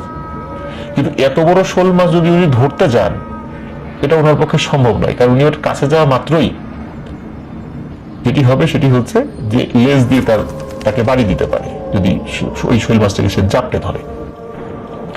তখন উনি চিন্তা করলেন যে দ্রুত বাড়ি যাই, আর একটা কাজ করি, সেটা হলো এই শোল মাছটাকে চারদিক দিয়ে কোনোভাবে আটকে রাখি। তো উনি শোল মাছটি না ধরে আশেপাশের কাদামাটি সংগ্রহ করে ওই শোল মাছটির চারদিকে একটু উঁচু করে দেন, মানে একটু দেয়ালের মতো করে দেন যতটুকু সম্ভব হয়, যাতে করে শোল মাছটি ওইখান থেকে বেরিয়ে যেতে না পারে। মানে ওনার পক্ষে ওই সময় যতটুকু করা সম্ভব ছিল উনি সেটি করেছেন, এবং দ্রুত ওনার বাড়িতে কাছেই ছিল, ওনার গরু নিয়ে দৌড়ানো শুরু করেন। চিন্তা করেন বাড়ির থেকে ট্যাটা নিয়ে আসি। ট্যাটা বা কোচ আপনারা নিশ্চয়ই দেখেছেন, একটা ফলার মতো অনেকগুলো কাটা থাকে সেখানে, যেটি ছুঁড়ে মেরে মাছ শিকার করা হয়। ওনার বাড়িতে এটা ছিল, উনি চিন্তা করেছেন ওটা নিয়ে আসি, ওটা নিয়ে ট্যাটা দিয়ে এটাকে মেরে ফেলি, কারণ এখন তো খালি হাতে আমি ধরতে পারছি না, ট্যাটা দিয়ে মারলে রক্ত বেরো বেরো দুর্বল হয়ে যাবে, তখন আমি ধরতে পারবো। তো যে চিন্তা সেই কাজ। বাড়িতে গিয়েছেন, বাড়িতে গিয়ে উনি ওনার ট্যাটাটা নিয়ে এসেছেন। ট্যাটাটা নিয়ে এসে দেখে ঠিক আছে, মাছ মাছের জায়গায় আছে, কোনো সমস্যা নেই। তখন উনি যে কাজটি করেন সেটি হচ্ছে ওই ট্যাটা দিয়ে যখনই ওই মাছটিকে আঘাত করতে যাবেন, তখনই ওই মাছটি অস্বাভাবিক রকমের নড়ে ওঠে। মনে হচ্ছে মাছটি বুঝতে পারছে যে সে মারা যাচ্ছে। ওই লোকটি ট্যাটা দিয়ে তাকে আঘাত করতে যাচ্ছে, মাছটি বুঝতে পারছে, কিন্তু মাছটি পালাতে পারছে না কোনো কারণে। সে লাফালাফি করছে কিন্তু পালাতে পারছে না, মনে হচ্ছে সে ওই জায়গার মধ্যে আটকে গেছে। তখন ওই লোকটি যখন উদ্যত হয়েছিল, সে কিন্তু স্বাভাবিকভাবেই তাকে মারার জন্য উদ্যত হয়েছে। হয়তো ওই মাছটি বাঁচার আকুতি জানাচ্ছিল ওই লোকটির কাছে, কিন্তু বলতে পারছিল না। কিন্তু ওই মাছটির ভাষা নিশ্চয়ই ওই লোকটির বুঝার কথা নয়। ওই লোকটি যে কাজটি করে সেটি হচ্ছে ট্যাটা দিয়ে সজোরে ওই মাছটির মাথায় আঘাত করে, এবং এক আঘাতেই মাছটির মাথার মধ্যে সেই ট্যাটার ফলাগুলি ঢুকিয়ে দিতে সক্ষম হয়। মাছটি প্রচন্ড জোরে নড়াচড়া শুরু করে, যন্ত্রণায় কুকড়ে ওঠে। তো ট্যাটা যেটি তার মাথায় বিঁধেছিল, তখন ওই লোকটি কি করে, যখন মাছটির নড়াচড়া একটু কমে আসে, তখন ওই ট্যাটাটি মাথার থেকে বের করার জন্য উদ্যত হয়, এবং ওই মাছটির মাথার উপরে পা দিয়ে চাপ দিয়ে ট্যাটাটি একটানে বের করে ফেলে। তখন মনে করে মাছটি হয়তো এখন দুর্বল হয়ে গেছে, এখন তো নড়াচড়া আর করতে পারবে না। এখন মাছটির যেই ফুলকা আছে, ফুলকার মধ্যে দিয়ে দড়ি দিয়ে মাছটিকে বেঁধে টানতে টানতে সে নিয়ে যাবে। সে চাচ্ছিল না যে গ্রামের মানুষজন বেশি দেখুক, কারণ তাহলে তো মাছের ভাগ দিতে হবে। যখনই মাছটির কাছে গিয়ে তিনি ওই ফুলকার মধ্যে দিয়ে রশি, মানে মুখের মধ্যে দিয়ে ফুলকার মধ্যে দিয়ে রশি বের করবেন, তখনই মাছটি ভয়ানক গতিতে লাফালাফি শুরু করে, ভয়ানকভাবে, এবং লাফাতে লাফাতে ওই জমির মানে বের হয়ে যায়, জমির এরিয়া থেকে বের হয়ে যায়, এবং পুকুরের দিকে লাফাতে লাফাতে যেতে থাকে। লোকটি মাছটিকে আটকানোর চেষ্টা করলেও সে আটকাতে সক্ষম হয় না। অবশেষে পুকুরের ঢালে মাছটি পড়ে যায়, পড়ে পুকুরের পানিতে মাছটি ডুবে যায়। এত বড় একটি মাছ তার হাতছাড়া হয়ে গেছে, এখন পুকুরের মধ্যে পড়ে গেছে, এখন সেই মাছটি ধরবে কিভাবে? এবং এই মাছটি যদি এখন সে পুকুরে নেমে ধরতে যায়, তখন তো সে একা একা পারবে না। সে বুঝতে পারলে মাছটি তার রিজিকে একা একা নেই, অন্য লোকদেরকে নিয়েই এই মাছটি ধরতে হবে। তখন সে আবার বাড়ির দিকে যায়, আশেপাশের যে প্রতিবেশী যারা ছিল তার প্রত্যেককে ডাক দেয় যে আমি এরকম একটা মাছ পেয়েছিলাম, এটি এইভাবে এইভাবে পুকুরের মধ্যে পড়ে গেছে, সব ঘটনা সে খুলে বলে। তো চলো মাছটি ধরতে হবে, পুকুরের পানি তো খুব বেশি না, আমরা খুব সহজে ধরে ফেলতে পারবো। ওই লোকের কাছে আমার জাল ছিল না, এটা একটা বড় সমস্যা ছিল, নাহলে হয়তো বা সে তার পরিবারের সদস্যদেরকে নিয়ে এসে সেটা ধরতে পারতো। তো উনি প্রতিবেশীদেরকে নিয়ে আসেন, প্রতিবেশীর কয়েকজনের জাল ছিল, তারাও আসেন। তারা এসে পুকুরের মধ্যে রাতের বেলায় হারিকেন টারিকেন নিয়ে, মশাল নিয়ে সবাই এসেছে, পুকুরের মধ্যে জাল ফেলে যেহেতু পুকুরের পানি বেশি ছিল না, মাছটিকে আটকাতে সক্ষম হয়, মাছটিকে ধরে ফেলে। মাছটির শরীরে আসলে আগের মতো জোর ছিল না, মানে ওই রকমের বড় একটা মাছ হিসাবে তার শরীরে যে জোর থাকার কথা ছিল, ট্যাটার আঘাতে রক্তাক্ত হয়ে তার শরীরের জোর অনেকটাই কমে গিয়েছিল। মাছটিকে আটকাতে তারা সক্ষম হয়। মাছটিকে উপরে তুলে নিয়ে আসা হয়, তুলে নিয়ে সিদ্ধান্ত নেওয়া হয় যে গ্রামের সবাই মিলে সেটাকে ভাগ করে খাবে। এখন সমস্যা হলো যে প্রতিবেশী আরো যারা আছে, যারা মাছটি ধরতে সাহায্য করেনি, তারাও আসে, তারা বলে যে আমাদেরকেও মাছের একটু ভাগ দিও। কিন্তু অন্য যারা আছে তারা বলে যে এত কষ্ট করে ধরলাম তোমাদেরকে দেওয়ার জন্য নাকি, আমরা যারা ধরছি আমরা খাবো, আর এত ভাগ করতে গেলে তো আমাদের ভাগ্যেই জুটবে না। তো এইভাবে কথা কাটাকাটি হয়। একটা পর্যায়ে যারা এসেছিল তারাও বুঝতে পারে যে তারা তো আসলে মাছ ধরেনি বা ধরার সাহায্য করতে পারেনি। তো যেহেতু তারা ওই সময় হয়তো জানেনি, পরে লোক মুখে আশেপাশে ছড়িয়ে গিয়েছিল যে অনেক বড় একটা মাছ পাওয়া গেছে, এই জন্য তারা এসেছিল। তারা বুঝতে পারে যে আসলে এই মাছের ভাগ তাদের ভাগ্যে জুটবে না, তারা চলে যায়। যখন মাছটি উপরে তুলে আনা হয় তখন এই মাছটি কিভাবে কাটা হবে এটা নিয়ে তারা চিন্তায় পড়ে যায়। কারণ এত বড় মাছ কাটার জন্য এত বড় কারো কাছে বটি বা ধারালো অস্ত্র, মানে সুন্দর করে কাটার জন্য কারো কাছে ছিল না। চিন্তা করা হয় এটা কুড়াল দিয়ে প্রথমে কেটে টুকরো টুকরো করা হবে, তারপরে দা বা অন্য কিছু দিয়ে মাছটির পিস করা হবে। তো যখন এক ব্যক্তি কুড়াল নিয়ে আসে এবং কুড়াল নিয়ে ওই মাছটির মাথায় আঘাত করতে উদ্যত হবে বা এরকম একটা সময় একজন বৃদ্ধা মহিলা, বয়স প্রায় 80-90 হবে, এরকম একটা বৃদ্ধা মহিলা, সাদা কিন্তু মলিন, মানে রং চটে গেছে, সাদা ধবধবে না আর কি, অনেকদিন পড়ছে এমন একটি সাদা কাপড় পরে ওই মহিলা লাঠির উপর ভর্তি দিতে কাঁদতে কাঁদতে সে, বাবা রে এই মাছটাকে মেরো না, এটাকে মেরো না, আমার ছেলে, তোমরা ছেড়ে দাও মাছটাকে, যা আঘাত করছো করছো, আমি মাফ করে দিলাম, মাছটিকে ছেড়ে দাও, এটা বলতেছে। তখন ওনার এই কথা শুনে লোকজনের মেজাজ হয় ভয়ানক রকমের করো, বলে যে বুড়ি তুমি কি ফাজলামি করতেছ? এমন ফাজলামির কোনো মানে হয় এই সময়? মাছ তোমার ছেলে, এসব গল্প কোত্থেকে পাইছো? ধান্দাবাজির জায়গা পাও না, যাও এখান থেকে যাও। ওই মহিলা আসলে যে কোন গ্রাম থেকে এসেছে এটা কিন্তু কেউ জানতো না, আর ওই মহিলাকে আগে কেউ কখনো দেখেও নি। গ্রামে যদিও সবাই একজন আরেকজনকে চেনে, এই মহিলাকে কেউ কাউকে আগে দেখেনি। মহিলা খুব কান্নাকাটি করে, ওইখানে যারা প্রত্যেকে যারা ছিল ওই মাছ ধরেছে প্রত্যেকের হাতে পায়ে জড়িয়ে ধরে আর কি, যে এটাকে ছেড়ে দাও, এটাকে ছেড়ে দাও। কিন্তু কাঁচা মাছের লোভ এটা কিন্তু খুব সাংঘাতিক জিনিস, এটা কি ছাড়া সম্ভব? তারা কিন্তু এটা মেনে নেয় না। মহিলার আকুতি মিনতি কাকুতি কোনোটাই মেনে নেয় না। মহিলা বুঝতে পারে যে তারা কেউই তার এই আকুতি শুনবে না। তখন মহিলা ওখান থেকে কাঁদতে কাঁদতে চলে যায় এবং বলে, তোদের ভালো হবে না, তোদের ভালো হবে না রে, এই শাস্তি তোরা পাবি, এই ঘটনা তোরা ঘটাচ্ছিস, সেই শাস্তি তোরা পাবি, আমাকে নিঃসন্তান করার শাস্তি তোরা পাবি। হে আল্লাহ, সাক্ষী থেকেও আমি ওদেরকে বলছিলাম, আমি ওদেরকে সতর্ক করছিলাম। এইভাবে বিলাপ করতে করতে, আল্লাহর সাক্ষী রেখে বিলাপ করতে করতে উনি ওখান থেকে চলে যায়। এরপরে যা হওয়ার তাই হলো। লোকগুলো কুড়াল দিয়ে মাছটির মাথা আলাদা করে, তারপরে আস্তে আস্তে মাছটিকে বিভিন্ন অংশে টুকরো করে, তারপরে দা বা বটি এগুলো দিয়ে টুকরো করে অনেকগুলো ভাগ করে। যারা যারা মাছ ধরেছিল তারা তাদের ভাগের অংশ নিয়ে যে যার বাড়িতে চলে যায়।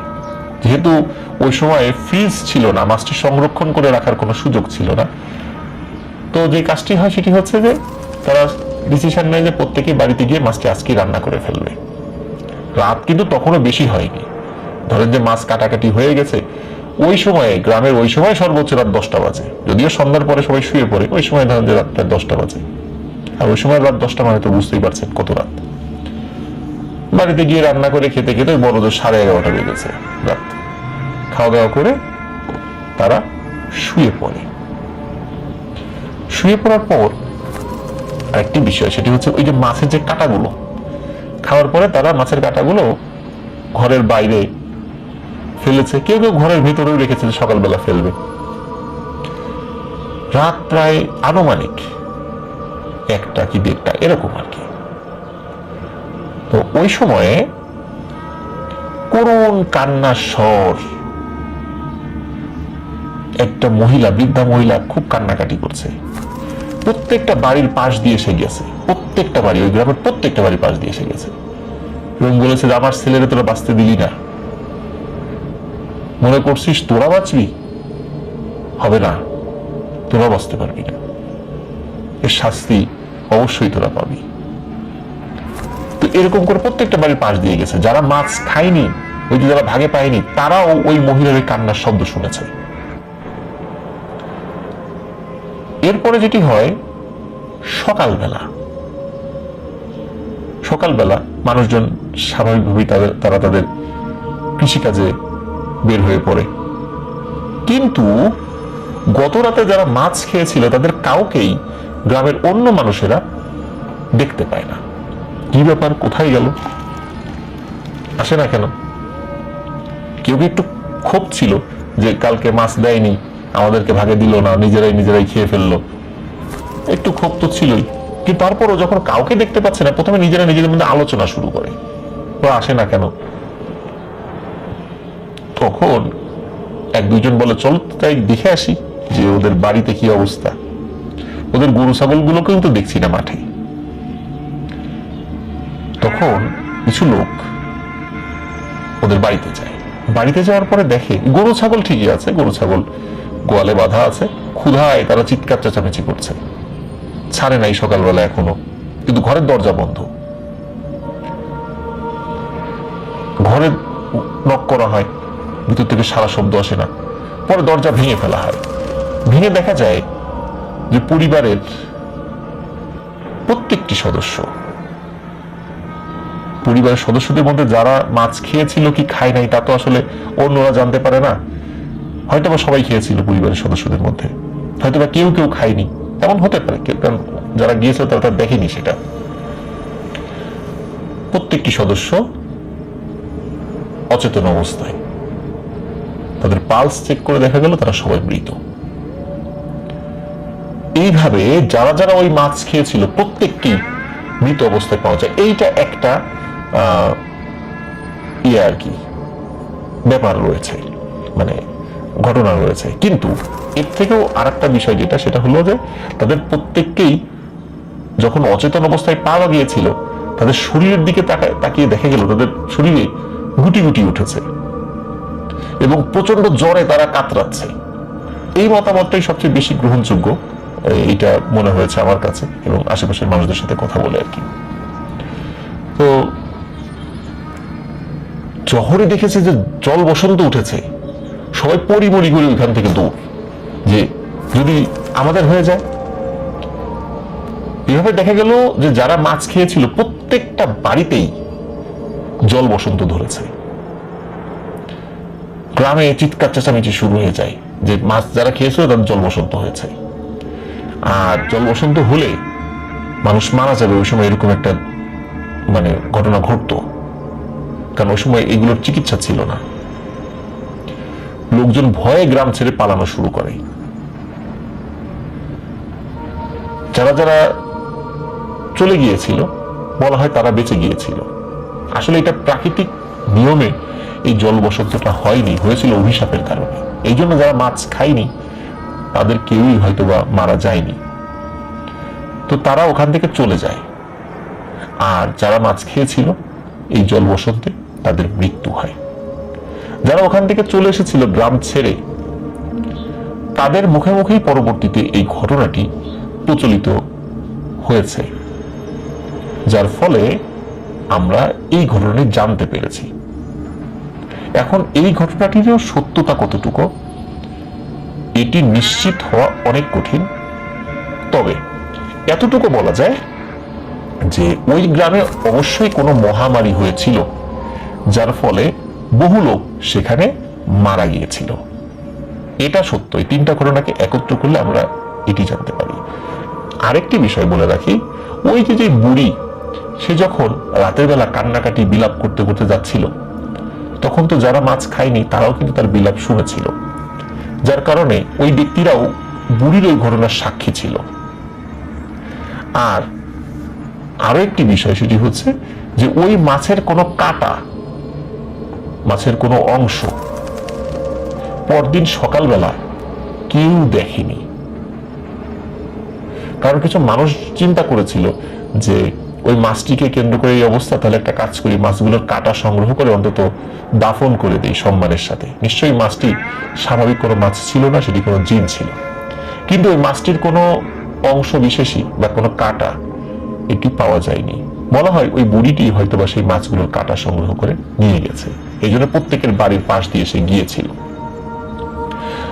আর আরো বলা হয় যে যারা যারা কোনো কোনো ঘরে ঢুকেছিল ওই মাছটির অংশ বিশেষ আছে কিনা, তারাও ওই ঘরের মধ্যে মাছটির কোনো অংশ বিশেষ পায়নি। তবে কারো ঘরে ঢোকা ওই পরিস্থিতিতে এই বিষয়টি আমার কাছে সত্য মনে হয়নি, কারণ কেউ তো ভয়ে, জল বসন্ত রোগের ভয়ে কেউ তো ঘরে ঢুকবে না, এটাই স্বাভাবিক ছিল। তবে বাইরে দিয়ে কেউ যেতে পারে, খুঁজতে পারে। তো এরপরে ওই এলাকাগুলো কিন্তু আবাদ হয়েছে, স্পেশালি বারেক গ্রাম, এটি কিন্তু আবাদি হয়েছে যে মানুষগুলোর আগমনের ফলে। সেটি রাজবাড়ির ম্যাক্সিমাম চরাঞ্চলের মানুষরা, চরাঞ্চলের মানুষগুলো ম্যাক্সিমাম পরবর্তীতে এদিকে এসে এই বিরান ভূমিগুলো আবাদ করেন এবং এই অঞ্চলগুলিকে সুজলা সুফলা শস্য মন্ডলী দ্বারা আবৃত করেন। আল্লাহর অশেষ রহমতে তাদের হাত ধরে এই এলাকা আবার আবাদ হয়েছে। এখনো প্রচুর মানুষ সেখানে রয়েছে এবং বিভিন্ন জায়গা থেকে এখানে এখনো এসে জমি কিনে তারা ঘর বাড়ি তৈরি করছে। তো প্রিয় লিসেনার্স, মাছের এই ঘটনাটি আপনারা অনেকেই শুনতে চেয়েছিলেন। আমি যখন প্রথমে বলেছিলাম তখন এতটা বিশ্লেষণ করে বলিনি, কারণ এই ঘটনার পরে আমি আরো এই বিষয়টি নিয়ে অ্যানালাইসিস করি, অবশ্য আরো পরে। তারপরে বিভিন্ন মানুষ আমাকে বলেছিল যে আমরা এই এলাকায় আছি, আমরা তো এই ঘটনা কখনো শুনিনি, আপনি কোত্থেকে পেলেন? তখন আবার যার কাছ থেকে শুনেছি তাকে আবার ধরেছি, তিনি আবার এই বিষয়টি নিয়ে আরো বিস্তারিতভাবে তথ্য সংগ্রহ করার চেষ্টা করেছেন। এইভাবে কিন্তু এই ঘটনাটি আরো পরিপূর্ণভাবে আপনাদের সামনে উপস্থাপন করতে পারলাম। প্রিয় লিসেনার্স, এই ধরনের ঘটনা হতেই পারে, আমি শুরুতেই বলেছি। আর মাছের ক্ষেত্রে যদি এই ধরনের ঘটনা, প্যারানরমাল কোনো সাইন আপনারা দেখতে পান, অবশ্যই সেই মাছটি খাবেন না, অবশ্যই সেই মাছটি ছেড়ে দেবেন। ঘটনাটি ঘটে কুষ্টিয়া জেলার জগতী স্টেশনে। ওই সময়ে কুষ্টিয়া তো ছিল না, ওই সময় এই অঞ্চলটা নদিয়া অঞ্চলের মধ্যে ছিল আর কি। তো আমাদের এই বাংলাদেশে, এই বাংলা ভূখণ্ডে প্রথম যেই রেল স্টেশন হয়েছিল এটি হচ্ছে জগতী স্টেশন। আপনারা যদি জগতী স্টেশনে যান দেখবেন বহু পুরাতন স্থাপনা, এটা কিন্তু সেই ব্রিটিশ পিরিয়ডের। তো কলকাতা থেকে দর্শনা হয়ে জগতী পর্যন্ত ট্রেন আসতো, অনেক মালামাল আসতো, খুবই ব্যস্ততম একটি স্টেশন ছিল। এখন তো জগতী স্টেশনে গেলে আপনারা বুঝতেই পারবেন না একটা সময় এরকম ব্যস্ততম একটা জায়গা ছিল এখানে। এখন গেলেই মনে হবে একটা ভুতুরে স্টেশন। যাই হোক, ওই স্টেশনে একজন চতুর্থ শ্রেণীর কর্মচারী ছিল, তার নাম হচ্ছে ফিরোজ মিয়া। তো ফিরোজ মিয়া মূলত খালাসির কাজ করত। খালাসি, ওয়েম্যান তো বুঝতে পারছেন যে ওই রেল লাইনের উপরে পাথর টাথর যেগুলো আছে আর কি, এই পাথরগুলো যেন ঠিকঠাক থাকে প্রতিনিয়ত, সেগুলো পরিচর্যা করা, যেখানে পাথর গ্যাপ পড়ে যায় সেই জায়গাটা আবার ফিল আপ করা, নাটগুলো ঠিকঠাক আছে কিনা, ঢিল হয়ে গেছে কিনা, ঢিল হয়ে গেলে সেগুলো টাইট, এগুলো মূলত ওয়েম্যানদের কাজ আর কি। তো উনি খালাসির কাজও করতো, ওয়েম্যানের কাজও করতো। ওই সময় তো লোকবল ছিল না আসলে। তো একদিন মোটামুটি সময় হবে আনুমানিক সকাল 11টা কি 11:30 এরকম আর কি, এক্সাক্ট সময় বলা মুশকিল, তবে এরকম জোহরের আগে এরকম একটা তথ্য শোনা গিয়েছিল আর কি, যে জোহরের আগ দিয়ে হবে। তো ধরে নিয়েছি হয়তো বা 11টা, 11:30 বা 12টা এরকম সময় হতে পারে। তো ওই সময় একটা ট্রেন আসছিল দর্শনা হয়ে। তো ওই সময়ে বেশ কিছু মানুষ দেখতে পাচ্ছে যে একজন মহিলা রেল লাইনের উপর উঠে গেছে, সে ঘোমটা পরা ছিল, কোলে একটা বাচ্চা ছিল। তো দূর থেকে মানুষজন বলছে এই সরো সরো সরো, গাড়ি আসছে। কিন্তু ওই মহিলা ঘোমটা দেওয়া ছিল, আসলে উনি দেখতে পেয়েছিলেন কি পাননি এটা আসলে বলা খুব মুশকিল। আর উনি কি ইচ্ছা করেই আবার রেল লাইনের উপর চলে এসেছিলেন কিনা এটাও বলা যায় না, মানে এই বিষয়ে কোনো তথ্যই পাওয়া যায় না আসলে। তো উনি রেল লাইনের উপর চলে আসে, মানুষজন দূর থেকে দেখছিল, কেউ কেউ দৌড়ানো শুরু করেছে ওনাকে রেল লাইনের উপর থেকে মানে সরিয়ে নেওয়ার জন্য। কিন্তু মানে রেলগাড়িটা এত কাছে চলে এসেছিল এবং এত কাছে থাকা অবস্থায় উনি হঠাৎ করে রেল লাইনের উপর উঠে গিয়েছিল, মানুষ আসলে ওই পর্যন্ত যাওয়ার সুযোগই পায়নি। তার আগেই রেলগাড়ি তার উপর দিয়ে চলে যায়।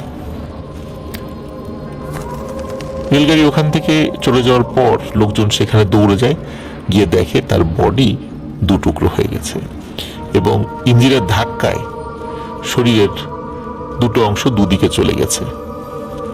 তো মানুষ শরীরের ওই অংশগুলো একত্র করতে গিয়ে একটি অদ্ভুত বিষয় দেখতে পায় ওই মহিলাটি কোলে একটি বাচ্চাকে মৃত্যুর আগে যেভাবে জড়িয়ে রেখেছিল, ঠিক ওভাবেই কোলে বাচ্চাটাকে জড়িয়ে রেখেছে। এবং আরো অদ্ভুত ব্যাপার হলো, ওই বাচ্চার শরীরে একটি আঁচড়ও লাগেনি, একদম অক্ষত অবস্থায় ছিল। এটি আল্লাহর একটা বিশেষ কুদরত যে এত বড় একটা দুর্ঘটনা হয়ে গেল রেলের উপরে এবং রেলগাড়ির ধাক্কা লাগলো, কিন্তু ওই বাচ্চার কোনো ক্ষতি হয়নি। ওই বাচ্চাটি ছিল একটি কন্যা সন্তান। যেহেতু রেলে কেটে গেছে, তখন ডেড বডিটা এক জায়গায় করা হয়, করার পর সেটাকে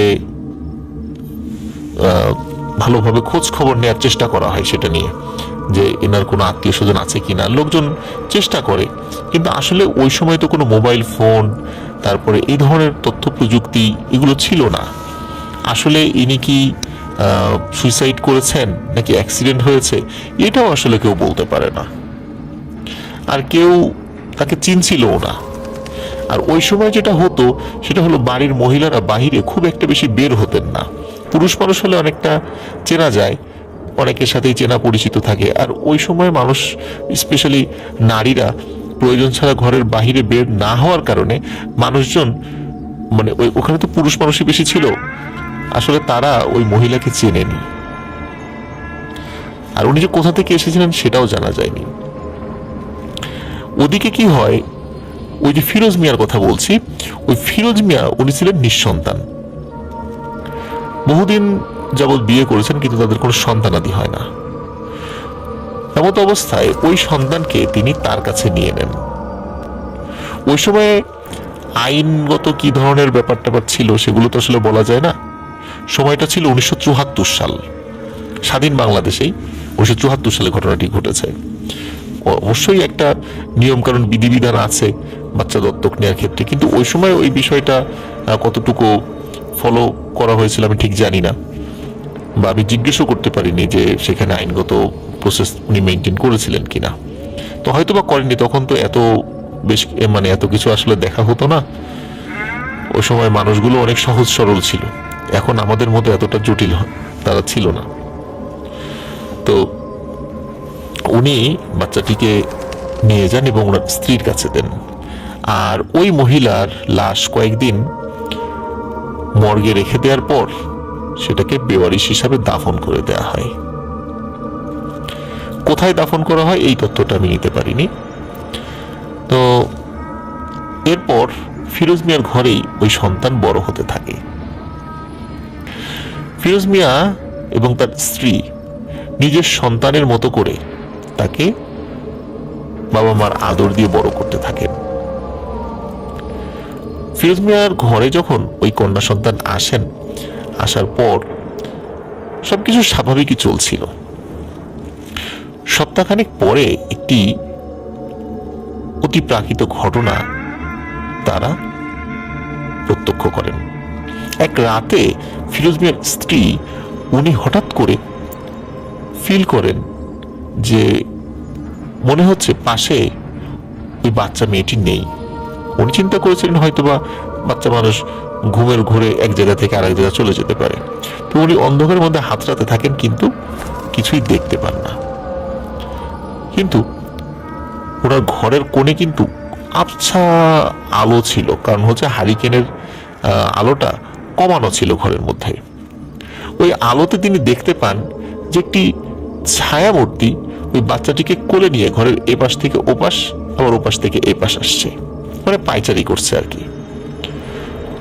উনি এই ছায়ামূর্তিটি দেখে খুবই ভয় পান। উনি প্রচন্ড জোরে এক চিৎকার দেন, ও বাবা গো চোর, এইগুলো এইটা বলে উনি মনে করছেন চোর আসছে। তো তখনই ওই ছায়ামূর্তিটি কি করে, দৌড়ে বিছানার উপর ওই বাচ্চা, মানে বিছানার এক কিনারে বাচ্চাটিকে রেখেই মনে হলো যে দরজা ভেতর দিয়ে চলে গেল, মানে দরজা কিন্তু বন্ধ ছিল, কিন্তু মনে হলো যে দরজা দিয়ে সে চলে গেল। উনি দ্রুত উঠে হারিকেনের আলো বাড়ান, দেখেন যে একদম সব স্বাভাবিক, ওই বাচ্চাটিও ঘুমাচ্ছে। উনি চিন্তা করেন কি ব্যাপার, কোনো মানুষ তো এরকম ভাবে দরজা বন্ধ থাকা অবস্থায় ঘরের ভিতরে আসার কথাও না, যদি চুরি করে কেউ আসেও, যদি শীত কেটে আসেও, তাহলে তো এইভাবে বন্ধ দরজা দিয়ে বের হওয়ার কথা নয়। বিষয়টা ওনার কাছে খুবই ভয়ানক লাগে। ওনার স্বামী ফিরোজ মিয়াও তো উঠে গিয়েছিলেন, তাকেও বিষয়টি বললেন সবিস্তারে। উনিও বিষয়টা নিয়ে খুব ভাবলেন। এরপর উনি কি করলেন, একজন হুজুরের কাছে গেলেন। হুজুরের কাছে যাওয়ার পর হুজুর স্বাভাবিকভাবেই বললেন যে এই বাচ্চার উপর জিনের আসর রয়েছে, যত দ্রুত সম্ভব তুমি এই স্থান ত্যাগ করো, আর তুমি যে বাড়িতে থাকো সেই বাড়িটিও অতটা ভালো না। উনি রেলের একটা কোয়ার্টারে থাকতেন আর কি। আসলে হুজুর আসল সমস্যা একদমই ধরতে পারেননি। উনি হয়তো বা ওনার পরীক্ষা নিরীক্ষার মাধ্যমে কিছু বিষয় বুঝতে পেরেছিলেন, কিন্তু মূল সমস্যাটা তিনি ধরতে পারেননি। যাই হোক, আমরা মূল সমস্যা বা মূল কারণটা একদম গল্পের শেষে এসে আমরা বুঝতে পারবো। ওদিকে কি হয়, ফিরোজ মিয়ার স্ত্রী উনি চিন্তা করেন যে এই মেয়েটা তো আসলে আমাদের না, মেয়েটি বড় হচ্ছে, ও একটু বড় হওয়ার পর আশেপাশের মানুষজন যদি ওকে বলে যে এই মা বাবা তোমার আসল মা বাবা না, তখন আমাদের মনে খুব কষ্ট লাগবে, আর ও মনে কষ্ট পাবে। এই জন্য চলো আমরা এখান থেকে চলে যাই। ফিরোজ মিয়া তখন কি করেন, দিনাজপুরের পার্বতীপুর পোস্টিং নিয়ে চলে যান ওখান থেকে। তো ওই সময় তো ওই রুটে তো রেল লাইন, ওই সাইডগুলো দিয়ে তো রেল লাইন অনেকটা হয়েছে, আর ওই সময় ওইদিকে রেল লাইন ছিল কিনা তাও আমি ঠিক বলতে পারবো না, ওই সময় সেখানে রেল লাইন স্থাপিত হয়েছে কিনা। তো যাই হোক, বিষয় যেটা হলো সেটা হলো বাচ্চা বড় হচ্ছে। সেখানে গিয়ে বাচ্চা বড় হচ্ছে, বাচ্চাকে একটা সময় স্কুলে ভর্তি করানো হয়। ওই বাচ্চা কি হতো, খুব প্রয়োজন ছাড়া কারোর সাথে কথা বলতো না, মানে একদম চুপচাপ থাকতো আর কি। থাকে না এরকম অনেকে, প্রয়োজন ছাড়া কথা বলে না, বাচ্চাদের মধ্যেও এরকম আছে। মানে বাচ্চাদের মধ্যে যে স্বাভাবিক চঞ্চলতা লক্ষ্য করা যায় সেটা ওই বাচ্চার মধ্যে ছিল না। ওই বাচ্চার সাথে যদি কেউ দুষ্টুমি করতো ইচ্ছাকৃতভাবে, অনেকে থাকে না যে স্কুলে বাচ্চাদের সাথে আমরা অনেক সময় মারামারি দেখতে পারি, যে বাচ্চাদের মধ্যে আবার অনেকে থাকে যে এসে একজন আরেকজনকে খোঁচা দিচ্ছে, মারছে, এরকম কিন্তু হয়। কিন্তু ওই বাচ্চার সাথে যদি কেউ এই ধরনের দুষ্টুমি করতো ইচ্ছাকৃতভাবে, ওকে কষ্ট দিত, দেখা যেত ওই মানে যেই বাচ্চাটি ওকে কষ্ট দিল সে বাড়িতে ফিরে গিয়ে অসুস্থ হয়ে গেছে, খুব জ্বর, সর্দি, কাশি বা এর ধরনের শারীরিক অসুস্থতা, মানে এরকম ভয়ানক কিছু না আর কি। এভাবে যখন চলতে থাকে, শুরুর দিকে আসলে কেউ তেমন কিছু বুঝতে পারেনি। যখন বাচ্চা ক্লাস 1 থেকে 2-তে উঠেছে, 2 থেকে 3-তে উঠেছে, এইভাবে যখন আস্তে আস্তে ক্লাসে মানে উপর ক্লাসে উঠছে, তখন কিন্তু মানুষ বুঝতে পারে যে এটি স্বাভাবিক বাচ্চা না। কারণ ওই বাচ্চার সাথে কেউ দুষ্টুমি করলেই, ইচ্ছাকৃতভাবে কেউ দুষ্টুমি করলেই সেই বাচ্চা অসুস্থ হয়ে যায়। তখন অনেকেই ওই বাচ্চাকে অপায়া বলতে থাকে, মানে গ্রামীণ ভাষায় আর কি। কিন্তু ওই বাচ্চা কিন্তু কিছুই বুঝতে পারে না যে কেন এরকমটা হয়, কারণ এই কোনো কিছু কিন্তু তার ইচ্ছাই হয় না। আর এই যে বাচ্চাটা বড় হচ্ছে, এর মধ্যে কিন্তু প্রতিনিয়ত কিছু ঘটনা ঘটে চলছিল। সেটি হলো যে ঘরের মধ্যে একটি ছায়ামূর্তি ঘুরতে দেখা যেত। কখনো কখনো ওই বাচ্চাকে কোলে নিত, একদম ছোট বয়সে যখন ওই দিনাজপুর পার্বতীপুরে চলে এসেছিল। উনি কিন্তু মানে দিনাজপুরে আসার পরেও মানে বিভিন্ন হুজুর এগুলো দেখিয়েছেন, বিভিন্ন দোয়া তাবিজ নিয়েছেন, ঝাড়ফুঁক করিয়েছেন, কিন্তু কিছুতেই কিছু হয়নি। এই কারণে দেখা যাচ্ছে যে ওই ফিরোজ মিয়া এবং তার স্ত্রী এই ছোটখাটো প্যারানরমাল বিষয়গুলোকে একদম স্বাভাবিকভাবে নিয়েছেন এবং তাতে ওনারা অভ্যস্ত হয়ে গিয়েছিলেন এবং ধরেই নিয়েছিলেন যে এটা নিয়েই থাকতে হবে। ওই বাচ্চার উপর থেকে এই জিনের প্রভাব যাবে না, এটা অনেক হুজুরও বলে দিয়েছিলেন যে এর উপর থেকে প্রভাব সরানো সম্ভব নয় বা প্রভাব কাটানো সম্ভব নয়। যাই হোক, এভাবে বাচ্চা বড় হতে থাকে, বিভিন্ন মানুষ ওকে দেখে আবার ভয় পেত যে ওকে কিছু বললেই ক্ষতি হয়ে যায়। একটা সময় সে বিয়ের বয়সে পা রাখে। বেশ দূরের একটি গ্রামের ছেলের সাথে বিয়ের কথাও পাকাপাকি হয়ে যায়। বিয়ের দিনও ধার্য হয়ে যায়। বিয়ের দিন যখন কনেকে সাজানো হয়, ওই দিনই মূলত ফিরোজ মিয়ার কাছে মূল ঘটনা উন্মোচিত হয়, যে এত বছর ধরে যে বিষয়টি নিয়ে ওনারা রয়েছেন সেটি আসলে কি, সেটি তারা জানতে পারেন। মেয়েকে যখন ঘরের মধ্যে সাজিয়ে বসিয়ে রাখা হয়েছিল, ওই সময়ে ঘরের মধ্যে কেউ ছিল না। তো ফিরোজ মিয়া কোনো একটা কারণে তার মেয়ের সাথে দেখা করার জন্য ঘরে ঢোকেন। তো ঘরে ঢুকে তিনি দেখতে পান একজন মহিলার সাথে ওই মেয়ে কথা বলছে। তো মহিলাকে দেখে উনি অবাক হন। এই মহিলাকে তো এই এলাকাতে আগে কখনো তিনি দেখেননি, আর ওনাকে তো দাওয়াতও দেওয়া হয়নি, কারণ ফিরোজ মিয়ার আর্থিক অবস্থা তো ভালো ছিল না, খুব বেশি মানুষকে কিন্তু উনি দাওয়াত দিতে পারেননি। তো এটা যখন দেখেন যে একজন মহিলার সাথে এসে হেসে হেসে কথা বলছে ওই মেয়েটি, আর মহিলাটি যখন ওই ফিরোজ মিয়াকে দেখে, মানে মুহূর্তের মধ্যে মনে হলো সে বাতাসে মিলিয়ে গেল। ফিরোজ মিয়াটি দেখে খুব ভয় পায়। সে কাছে গিয়ে তার মেয়েকে বলে যে, মা, এটা কে ছিল? তুমি কার সাথে কথা বলছিলে? তো ওই মেয়েটি একটু চুপ থেকে হেসে দিয়ে ফিরোজ মিয়াকে বলে, ইনি আমার আম্মা। তখনই ফিরোজ মিয়া বুঝতে পারে যে এই মহিলাকে তিনি কোথায় দেখেছিলেন। কারণ প্রথমবার দেখার পরে কিন্তু ফিরোজ মিয়ার মনে একবার চিন্তা হয়েছিল, নাকি কোথাও হয়তো বা দেখেছি আমি, কিন্তু কিছুতেই মনে করতে পারছিলেন না। কিন্তু যখনই বলে ইনি আমার আম্মা, তখনই ফিরোজ মিয়া বুঝতে পারেন ইনি হচ্ছেন সেই মহিলা, যেই মহিলা রেলে কেটে গিয়েছিলেন, যার লাশ নিয়ে ফিরোজ মিয়া অনেক দৌড়াদৌড়ি করেছিলেন। এই কারণেই ওই মহিলার ফেসটা তার কাছে পরিচিত ছিল। কারণ এই লাশটা কি হবে না হবে, কার লাশ, তারপরে এই বাচ্চার কি হবে, এটা নিয়ে উনি খুব দৌড়াদৌড়ি করেছিলেন। এই কারণে তার চেহারাটা উনি ভোলেননি। তবে বহুদিন পর কিছুটা তার স্মৃতি বিস্মৃত হয়ে গেলেও ওই মহিলাটাকে যে চেনা চেনা লাগে সেটি তিনি বুঝতে পেরেছিলেন। আর যখনই তার মেয়ে বলল এটা আমার আম্মা, তখনই বুঝতে পারেন আসলে এতদিন ধরে যে ছায়ামূর্তিটি এই মেয়েকে পাহারা দিয়ে আসছে, এটি তার আম্মা। যাই হোক, তিনি খুব অবাক হন। পরবর্তী তার স্ত্রীকে বলেন যে এই ঘটনা, তিনিও খুব অবাক হন। কিন্তু বাহিরের মানুষদের কাছে এই বিষয়গুলো আর বলা হয় না। ওই মেয়ের বিয়ে হয়ে যায়। বিয়ের পরে সে তার স্বামীর বাড়িতে চলে যায়।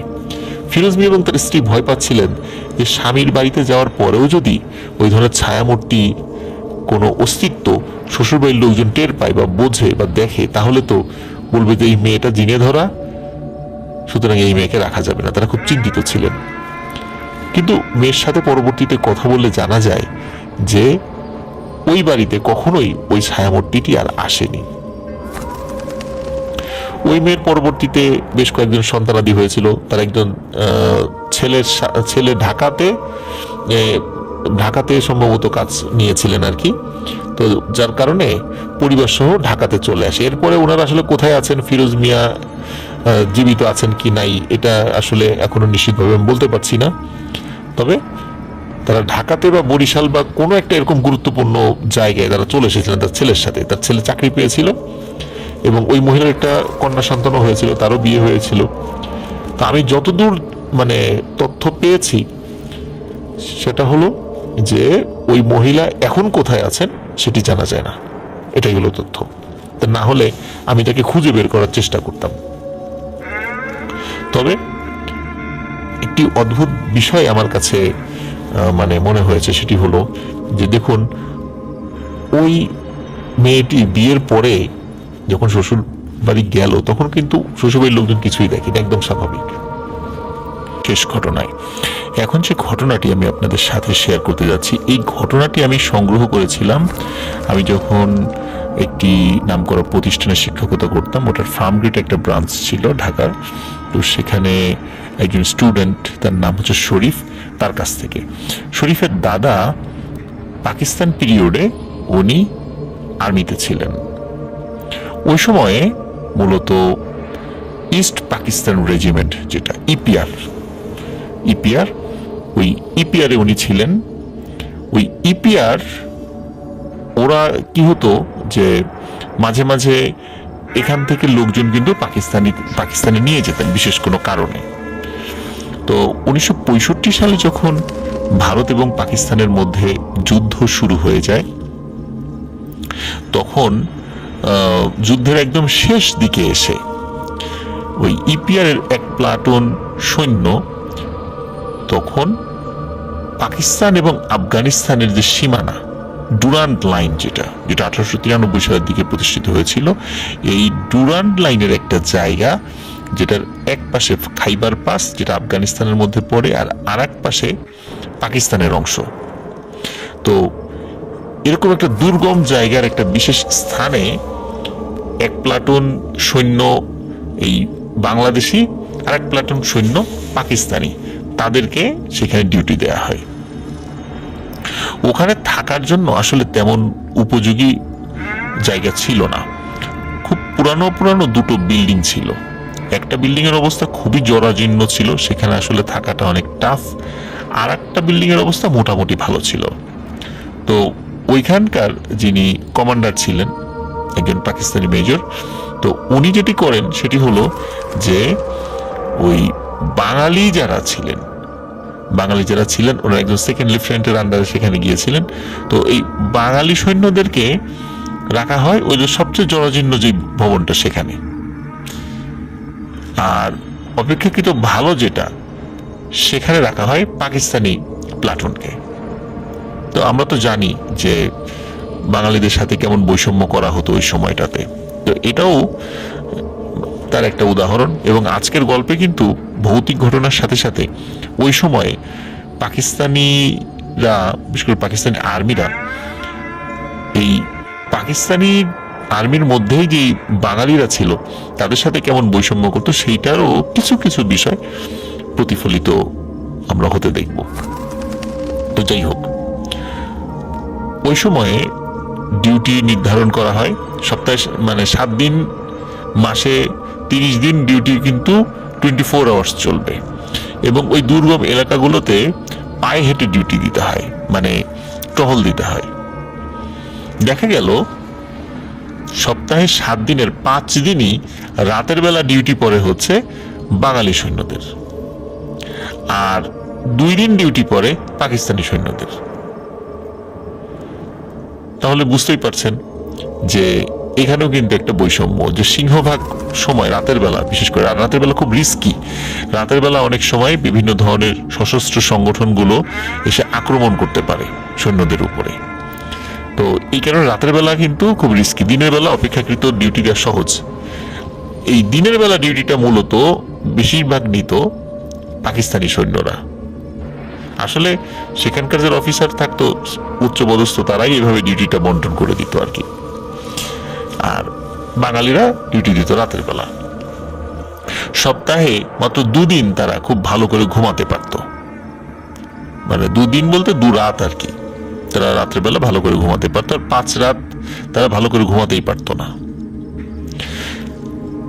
কয়েকদিন যাওয়ার পর মূলত এই বাঙালিদের যে ক্যাম্প, সেখানে একটি সমস্যা দেখা দিল।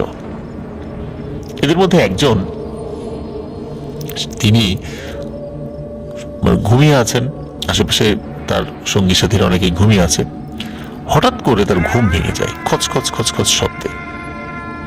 তিনি ফিল করেন যে কিছু একটা হামাগুড়ি দিয়ে আসছে, আর এই শব্দটা ওই হামাগুড়ির শব্দ। তারা যেহেতু ডিফেন্সে চাকরি করতেন, এই জন্য কিছু কিছু শব্দ কিন্তু শুনলে বুঝতে পারতেন এই শব্দটা কি কারণে হতে পারে। তিনি চিন্তা করলেন কি ব্যাপার, এত রাতে কোথা থেকে শব্দ আসে। বাইরে চাঁদের আলো ছিল, আর ঘরের মধ্যে কিন্তু কোনো আলো ছিল না। উনি একটু দেখার চেষ্টা করেন।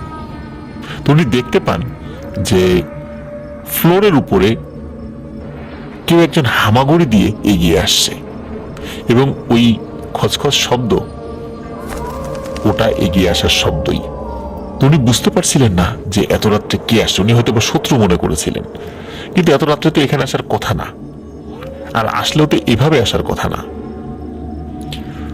তো ওনার কাছে কিন্তু আলো ছিল বলতে কি, ওনাদের ছোট ছোট এক ধরনের টর্চ লাইট দেওয়া হয়েছিল ব্যাটারির। উনি কি করেন, সাথে সাথে ওই টর্চ লাইটটি ওই ছায়ামূর্তিটির দিকে মারেন, কিন্তু দেখা যাচ্ছে যে ওখানে কিছুই নেই এবং ওই খচখচ শব্দ বন্ধ হয়ে যায়। তো উনি চিন্তা করেন হয়তোবা তিনি ঘুমের ঘরে ভুল দেখেছেন এবং ঘুম থেকে উঠেও উনি চোখে ভুল দেখেছেন। তো এই বিষয়টি নিয়ে উনি আর সেকেন্ড টাইম চিন্তা না করে উনি আবারও শুয়ে পড়েন এবং ঘুমিয়ে যান। যথারীতি আর কোনো সমস্যা হয় না। এর কয়েকদিন পরে ঘটে আরো একটি ঘটনা। ওই বাঙালি ক্যাম্পের মধ্যে আরেকজন বাঙালি, সে হঠাৎ করে রাতের বেলা দেখে ওই যেই জরাজীর্ণ ভবনের মধ্যে তারা শুয়েছিল, ওই ভবনের দেয়াল জুড়ে বড় বড় আকৃতির টিকটিকির মতো, ঠিক টিকটিকিও না, অন্ধকারে আসলে ওরকম তার মনে হয়েছিল টিকটিকি হতে পারে, বানরের মতো হতে পারে, এরকম কিছু জন্তু, এগুলো কি করছে, ওই দেয়াল বেয়ে সারা ঘর ছেয়ে ফেলেছে এবং এক জায়গা থেকে আরেক জায়গায় লাফালাফি করছে। তো উনি মনে করেছিলেন উনি স্বপ্ন দেখছেন, এই চিন্তা করে আবার মানে চোখ বন্ধ করে একবার চোখ খুলেছেন, উনি এগুলো দেখে মনে উনি স্বপ্নের মধ্যে আছেন এটা চিন্তা করেছেন। কিন্তু ওনার কানে স্পষ্ট কিছু শব্দ ভেসে আসে, মনে হচ্ছে এরা একে অন্যের সাথে কথা বলছে কোনো একটা অদ্ভুত ভাষায়। তো মনে হলো যে না, তো এটা তো সব স্বপ্ন বলে মনে হচ্ছে না, এটা তো বাস্তব। উনি আবারও চোখ খোলেন। চোখ খুলে উনি দেখেন যে উনি যেটা দেখছেন ওটা আসলে উনি ঘুমিয়ে দেখছেন না, উনি বাস্তবেই দেখছেন। তো এটা যখন উনি দেখেন, উনি কিন্তু আর সহ্য করতে পারেননি, উনি প্রচন্ড জোরে চিৎকার দিয়ে ওঠেন। ওনার চিৎকারে আশেপাশের সকলের ঘুম ভেঙে যায়, বলে কি হয়েছে কি হয়েছে। তখন উনি বলেন আমি এটা দেখেছি। যদিও আশেপাশে অনেকে সবাই একটু ধমকি দেয় যে সারাদিন পাহাড়ি দুর্গম এলাকায় ডিউটি করে একটু ঘুমিয়েছি, আর তুমি এরকম রাতের বেলা ভুলভাল এভাবে ডাকাডাকি করলা, ঘুমটাই নষ্ট করে দিলা। ওই সময়ে ওই যে একজন ব্যক্তি যিনি এর আগে একবার একটা কিছু দেখে ভয় পেয়েছিলেন, কিন্তু আসলে ভয় না, উনি কিছু দেখেননি আর কি। তো উনি তখন ওর কাছে বলেন যে তুমি যেটা দেখেছো আমার মনে হয় ঠিকই দেখেছো, এই জায়গাটাতে কোনো সমস্যা আছে। তাহলে আমাদেরকে আগে বলেন নাই কেন? আসলে আগে বলা সম্ভব না, কারণ এখানে আর্মির বা ডিফেন্সের একটা ব্যাপার রয়েছে, সেখানে এই ধরনের প্যারানরমাল বিষয়ের কোনো কথা বললে উল্টো শাস্তিমূলক ব্যবস্থা গ্রহণ করা হতে পারে তার বিরুদ্ধে, এটার একটা ভয় ছিল। আর যেহেতু সেখানকার কমান্ডারের দায়িত্ব পালন করছে একজন পাকিস্তানি মেজর, যার কারণে এই বিষয়গুলো তার কানে গেলে বাহিনীর মধ্যে মিথ্যা কথা ছড়ানো এবং সদস্যদের মনোবল ভেঙে দেওয়ার জন্য, এই ধরনের অসত্য কথা প্রচারের জন্য তাকে বড় ধরনের সাজা পেতে হতে পারে। কারণ এটার তো আসলে কোনো প্রমাণ দেওয়া সম্ভব না, বলবো যে আজগুবি গল্প। এই কারণে তিনি এই বিষয়টা চেপে গিয়েছিলেন বলে তাকে বলেন। এদিকে কি হয় যে ওই যে যখন চিৎকার চেঁচামেচি করেছিল, ওই যে পাশেই যে আর একটা ক্যাম্প রয়েছে, একদম তো পাশাপাশি, অপেক্ষাকৃত একটু ভালো বিল্ডিং এ যারা থাকতো, এদের মধ্যে থেকে কয়েকজন আবার চলে আসে। কি হয়েছে তখন ওরা চিন্তা করে বলবো কি বলবো না, তখন বলে যে না বলেই দিই। অবশ্যই তাদেরকে বলে, এটা বলার পরে দেখে যে ওদের মুখ ফ্যাকাশে হয়ে যায়, ওদের মধ্যে একজন কিছু না বলে চলে যায়। পরবর্তী দিন মানে সকালবেলা ওরা এসে বলে, মানে পাকিস্তানি যারা ছিল আর কি, এরা এসে বলে যে আমাদের মনে হয় এই জায়গাটাতে কোনো সমস্যা আছে, তা না হলে আমাদের বিল্ডিং এও আমরা কেন ভয় পাচ্ছি, রাতের বেলা ভয় পেত, কারো হাঁটা চলার শব্দ, দেয়াল জুড়ে মাকড়সার মতো কোনো মানুষ ঘুরে বেড়াচ্ছে এমন জিনিস দেখতো, বড় বড় টিকটিকি আকৃতির জিনিস দেখতো যে দেয়াল ভরে ঘুরে বেড়াচ্ছে, তাদের গায়ের উপর উঠে যাচ্ছে। কিন্তু আসলে সেখানে কিন্তু এই ধরনের কোনো সমস্যা ছিল না বাস্তবে। বিষয়টা যখন ক্যাম্প কমান্ডার জানেন, তখন ডিসিশন নেওয়া হয় যে আগেও তো ডিউটি ছিল, এখন ডিউটি আরো বাড়ানো হবে। ক্যাম্পে ডিউটি দেওয়ার জন্য তো প্রতি রাতেই লোক থাকে, ডিউটি আরো বাড়ানো হবে, উনি ডিউটি বাড়িয়ে দেন। তবে যেই লোকগুলোকে দিয়ে ডিউটি মূলত বাড়ান সেটা বাঙালিদেরকে দিয়ে। আর্মিরা, বিশেষ করে পাকিস্তানি আর্মিরা ডিউটিতে রাতের বেলা কম থাকতো, দেখা গেল 2 জন ডিউটিতে আছে পাকিস্তানি আর 8 জন হলো বাঙালি, এমন একটা অবস্থা। মানে রেশিওটা আসলে বাঙালিদের ক্ষেত্রে খুবই বেশি আর কি। এখন ভারতও বসানো হয়। এর মধ্যে অপেক্ষাকৃত যেই জায়গাটা একটু রিস্কি, ওই জায়গাটাতে একজন বাঙালিকে অস্ত্র দিয়ে বসিয়ে দেওয়া হয় যে তুমি এইখানে রাত্রিবেলা পাহারা দিবা। বসে দিচ্ছে পাহারা। রাত আনুমানিক 2টো কি 2:30 বাজে। হঠাৎ করে ওই যে যিনি ডিউটিতে ছিলেন তার কাছে মনে হলো যে ওই দিক দিয়ে লাল লাল বড় বড় চোখ যেগুলো জ্বলছে, এরকম কোন একটা কিছু এগিয়ে আসছে। কারণ পাহাড়ি এলাকায় কিন্তু পাহাড়ি নেকড়ের ভয় আছে, তারপর পাহাড়ি কুকুরের ভয় আছে, অনেক সময় অ্যাটাক করে অনেক ক্ষতি সাধন করে, প্রাণহানিও হয়। এখন উনি যেহেতু দেখেছেন এই জিনিসটা, উনি মনে করেছেন হয়তো বা এরকম পাহাড়ি নেকড়ে টেকড়ে জাতীয় কিছু। উনি 7-5 না ভেবে ফায়ার করেন। যখনই ফায়ার করেছেন তখন উনি দেখেন যে ওই যে লাল লাল চোখ দুটি এগিয়ে আসছিল সেটা ওখানে থেমে যায়, কিন্তু আগে তো 1 জোড়া চোখ জলজল করছিল, এখন মনে হচ্ছে আরো 4-5 জোড়া চোখ জলজল করছে। উনি চিন্তা করলেন নেকড়ে তো আসলে একা থাকে না, এরা দলবদ্ধভাবে থাকে, নিশ্চয়ই এগুলো ওই দলবদ্ধ হয়ে থাকা অন্য নেকড়েগুলো। তিনি আবার ফায়ার করেন। এবার দেখা গেল ওই 7-8টা চোখের মতো দেখা যাচ্ছিল, এইবারটা দ্বিগুণ হয়ে গেছে। এইভাবে তিনি যখন বারবার ফায়ার করছিলেন তখন কিন্তু ভিতর থেকে লোক চলে আসে হাতে অস্ত্র টস্ত্র নিয়ে, মনে হয় হামলা হয়েছে এরকম কিছু। কারণ হলো মাঝে মাঝে রাতের বেলা 1-2টা ফায়ার ফাঁকা করতে হয়, যাতে হিংস্র জন্তু জানোয়ার বা আশেপাশে ডাকাত বা ওরকম কোনো যদি কেউ থেকে থাকে তারা সতর্ক হয়ে যায় আর কি। তো এতবার গুলি করার কারণে যেটা হয় সেটা হলো লোকজন কেউ বের হয়ে আসে ওইখান থেকে। 2টা যে ক্যাম্প ছিল সেখান থেকে বের হয়েছে, কি হয়েছে কিন্তু দেখে যে সেখানে কিছুই নেই। এরপরে উনি বলেন যে উনি এই জিনিস দেখেছেন। তখন ক্যাম্প থেকে নির্দেশনা দেওয়া হয় যে পরবর্তী দিন সকালবেলা তোমরা গ্রামে গিয়ে এই জায়গা সম্পর্কে মানুষদেরকে জিজ্ঞাসা করবা। তো ওনারা পরদিন সকালবেলা ওই জায়গা সম্পর্কে মানুষদের কাছে জিজ্ঞাসা করে যে এই জায়গাটা আসলে কি ছিল, এই বিল্ডিং গুলো ছিল এটা কাদের, কেনই বা চলে গেল। তারা স্থানীয়ভাবে যে তথ্য পান সেটা খুবই ভয়ানক একটি তথ্য। তারা বলেন যে এখানে বেশ কয়েক বাড়ি ছিল, মানে ছোট্ট একটা গ্রামের মতো ছিল। এক রাতে কোন এক রহস্যময় কারণে অনেকেরই মৃত্যু ঘটে, কেউ কেউ ওনাকে হারিয়েও যায়। তারপর যে 2-1 জন ছিল তারাও ভয়ে এই ঘর বাড়ি ছেড়ে চলে যায়। তারপর আস্তে আস্তে এটি পরিত্যক্ত হয়ে যায় এবং যত্নের অভাবে এটি এখন ধ্বংসের উপক্রম হয়ে গেছে। তো আসলে কেন ওই ধরনের ঘটনা ঘটেছিল, হঠাৎ করে এত লোক কেন মারা গিয়েছিল, এই জিনিসগুলো অমীমাংসিত ছিল। আর আপনারা যেই ঘরগুলোতে আছেন এগুলো মূলত ওদেরই ঘর, এই কারণে হয়তোবা ভয় পেয়েছেন। তো এই তথ্যগুলো যখন সকলের কানে যায়, কেউ তো আর ওখানে থাকতে চায় না, না পাকিস্তানি না বাঙালি। অবশেষে পাকিস্তানি মেজর উনি দ্রুত ওই জায়গা সম্পর্কে একটা ক্লোজিং টানেন যে না এই জায়গাটা সেফ আছে, এখানে আপাতত না থেকে অন্য জায়গায় ক্যাম্প সরিয়ে নিয়ে গেলেও কোনো সমস্যা নেই। তখন এটা সরকার অ্যাকসেপ্ট করে এবং ওইখান থেকে ক্যাম্পটা সরিয়ে ফেলা হয়।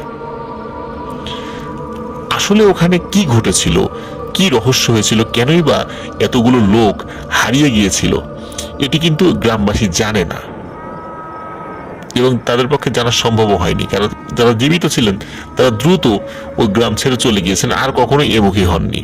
আর তখন তো এরকম মোবাইল ফোন ছিল না যে ফোনে ফোনে কথা বলে সবকিছু জেনে নেবে। এই কারণে ওই সময়ের বাস্তবতায় এতগুলো তথ্য জানা সম্ভব হয়নি। তবে এমন হতে পারে যে ভয়ানক কোনো জিনের খপ্পরে বা কোনো দলবদ্ধ কোনো জিনের খপ্পরে পড়েছিল, এমনও হতে পারে। আসলে নিশ্চিতভাবে বলা যায় না যে এটা কেন হয়েছে, কারণ আর্মিরা কিন্তু এগুলো বিশ্বাস করে না। নর্মালি বিশ্বাস করলেও সেটা তাদের মনে মনে, কিন্তু তাদের সাংগঠনিকভাবে বা একটা ইনস্টিটিউশন হিসাবে এই সমস্ত প্যারানর্মাল বিষয় তাদের কিন্তু বিশ্বাস করার কথা নয়।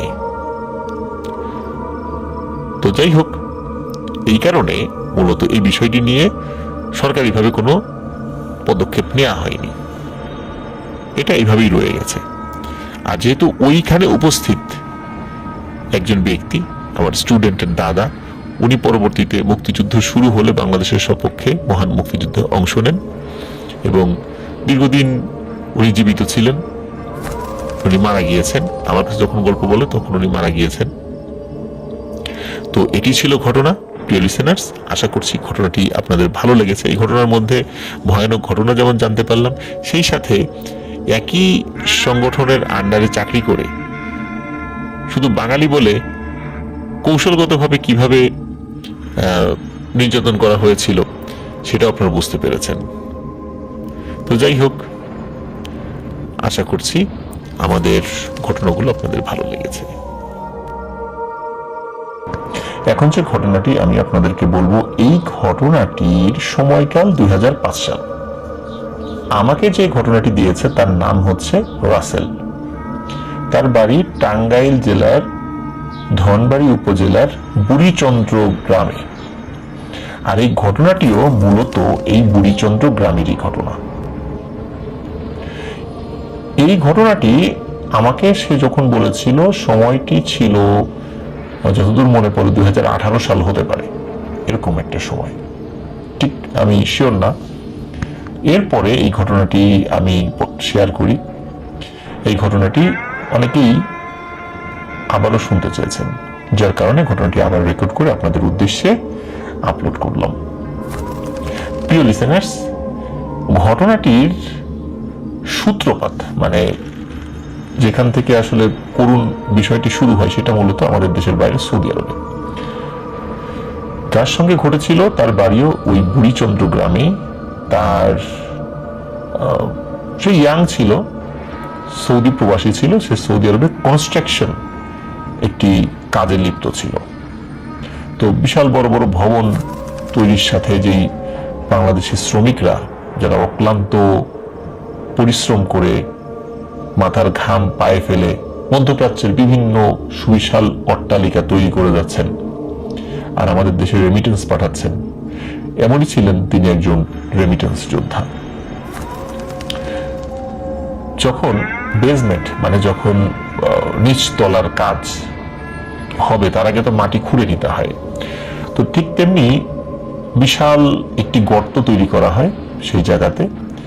ওই গর্তের মধ্যে ঢালাই করে লম্বা লম্বা রড প্রথমে দেয়া হয়, তারপর তার চারদিকে গোলাকৃতি বা আয়ত বা বর্গক্ষেত্রের বিভিন্ন শেপ দিয়ে তার মধ্যে সিমেন্ট দিয়ে দেওয়া হয়। এটা তো আপনারা দেখেছেন নির্মাণ কাজ যেভাবে হয় আর কি। তো ওই জায়গাটাতে একটি গর্ত করা হয়, একাধিক গর্ত। তার মধ্যে একটি গর্তে সুলতান নামে একজন, মূলত যিনি খুব করুণভাবে মারা গিয়েছিলেন, সুলতান নামে একজন, উনি ওই গর্তের মধ্যে নামেন। গর্তের মধ্যে নেমে ওনার সাথে আরো লোক ছিল, ওনারা ওনাদের কাজটি করছিলেন। তো কাজ করতে করতে ওনারা মোটামুটি কাজের মধ্যেই লিপ্ত ছিলেন, কোনো কনসেন্ট্রেশন অন্যদিকে আসলে ছিল না। তো সুলতান যে কাজটি করছিলেন, উনি হচ্ছে যে ওই রডের সাথে যে তার আছে চিকন চিকন, আমরা এটাকে ওই যে গুনা তার বলি, চিকন চিকন তার, যেটা দেখবেন দুই রডকে বেঁধে দেওয়ার জন্য এই তারগুলো ব্যবহৃত হয়। উনি মূলত ওই কাজটি করছিলেন। সেফটি যে সমস্ত ইকুইপমেন্ট তার থাকার দরকার ছিল সেগুলো তার কাছে ছিল, মাথায় হেলমেটও ছিল। স্বাভাবিকভাবে প্রতিদিনের মতো তিনি কাজ করছিলেন। এর মধ্যে কি হয়, উপর থেকে একটি মাঝারি সাইজের পাথর, সেটার ওজন প্রায় 20 কেজির মতো হবে এমন একটি পাথর, এরকম একটি পাথর কিভাবে যেন গড়িয়ে ওই গর্তের মধ্যে পড়ে যায়। আর এই পাথরটি সরাসরি ওনার মাথায় এসে পড়ে। নির্মাণ কাজের সাথে যারা জড়িত থাকে তারা যে হেলমেট গুলো পরে, এই হেলমেট গুলো কিন্তু পাতলা প্লাস্টিকের হয়, আপনারা কিন্তু সেটা দেখেছেন। বিভিন্ন জন যেমন মেট্রো রেল থেকে শুরু করে বিভিন্ন জায়গায় যে সমস্ত সরকারি প্রজেক্টগুলো বা বেসরকারি প্রজেক্টগুলো হচ্ছে, অবকাঠামো প্রজেক্ট, সেখানে দেখবেন যে হেলমেটগুলো, এই হেলমেট কিন্তু আসলে খুব বেশি লোড নিতে পারে না, খুব যে বেশি বড় আঘাত এগুলো কিন্তু সহ্য করতে পারে না। এই পাথরটি সরাসরি এসে সুলতানের মাথার উপর পড়েছিল। আশেপাশে তেমন কোনো পাথর ছিল না, থাকলেও বেশ দূরে। ওটা যে কিভাবে ওখানে এসে পড়লো গর্তের মধ্যে, এটিও সবাই ভেবেছিল যে কিভাবে এটা এখানে আসলো। হতে পারে ওই গর্তের ওই পাথরের কোনো কিনারায় কোনো গাড়ির টায়ার হঠাৎ করে পড়েছিল, মানে গাড়ি চলাচল পড়েছিল, হয়তো বা সেখানে অনেক সময় এইভাবে পড়লে পাথর ছিটকে চলে যায়। এছাড়া এত দূর থেকে ওই পাথর এই গর্তের মধ্যে পড়ার কথা নয়। যাই হোক, যে কোনো কারণে হতে পারে, প্যারানরমাল কোনো কারণেও হতে পারে, এটা নিশ্চিত না, আসলে এটা এভাবে বলা যায় না যেটা প্যারানরমাল কারণে দূর থেকে এসে পাথর পড়েছে। এই পাথরটি সুলতানের মাথায় এসে পড়ে, আর মাথায় পড়ার সাথে সাথে তার হেলমেট তো ভেঙে যায়, তার মাথাটা এমন ভাবে থেতলে যায় যে সেটা আসলে দেখার মতো নয়। পাথরটি সুলতানের মাথায় পড়ার পরে ছিটকে আরেকটা জায়গায় পড়ে, সেখানে আরো একজন আহত হলেও সেই আঘাতটা তেমন গুরুতর ছিল না, কিন্তু মূলত ওই আঘাতে সুলতানের স্পট ডেড হয়ে যায়, মারা যান সুলতান। তার কিছুটা ভিসা জটিলতা ছিল, উনি হয়তোবা যখন সৌদি আরবে এসেছিলেন তার ভিসাগত কোনো জটিলতা হয়তোবা ছিল, যার কারণে ওনার লাশ দেশে আসতে বা দেশে নিয়ে আসতে প্রায় 3 মাস সময় লেগেছিল। বিভিন্ন আমলাতান্ত্রিক জটিলতা, বিভিন্ন কাগজপত্রের জটিলতা, এই সমস্ত জটিলতায় আটকে ছিল ওনার লাশ সৌদি আরবে 3 মাস। 3 মাস পর ওনার ডেড বডি বাংলাদেশে আসে।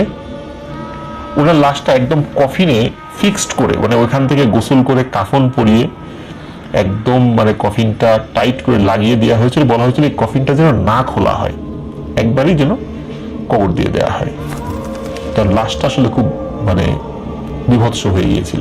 এই 3 মাস ফ্রিজিং করে রাখা হয়েছিল লাশ, আর কফিনের মধ্যেও কিন্তু ওই বরফ দিয়ে একটা নির্দিষ্ট প্রক্রিয়া ফ্রিজিং করে রাখা হয়, সেটা একটা নির্দিষ্ট সময় পর্যন্ত থাকে, কিন্তু কফিন খুললে সেটা আর ওই ঠান্ডা অবস্থায় থাকে না।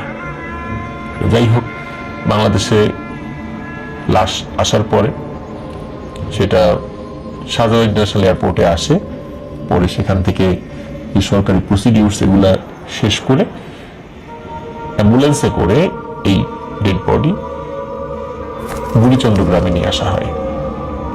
এখন বুড়িচন্দ্র গ্রামে নিয়ে আসার পর সবাই তো জানাজা দেওয়ার জন্য রেডি, কবরও খুঁড়ে রাখা হয়েছে। কবর খুঁড়ে রাখা হয়েছে সুলতানদের বাড়ি থেকে একটু পাশেই আর কি একটা গোরস্থান রয়েছে।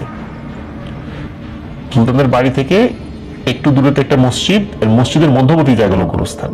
নামাজ পড়তে গেলে ওই গোরস্থান পার হয়ে যেতে হয়। ঠিক এমন একটি গোরস্থানে সুলতানের কবর খুঁড়ে রাখা হয় এবং ডেড বডি আসার পরে জানাজা পড়ানো হয়।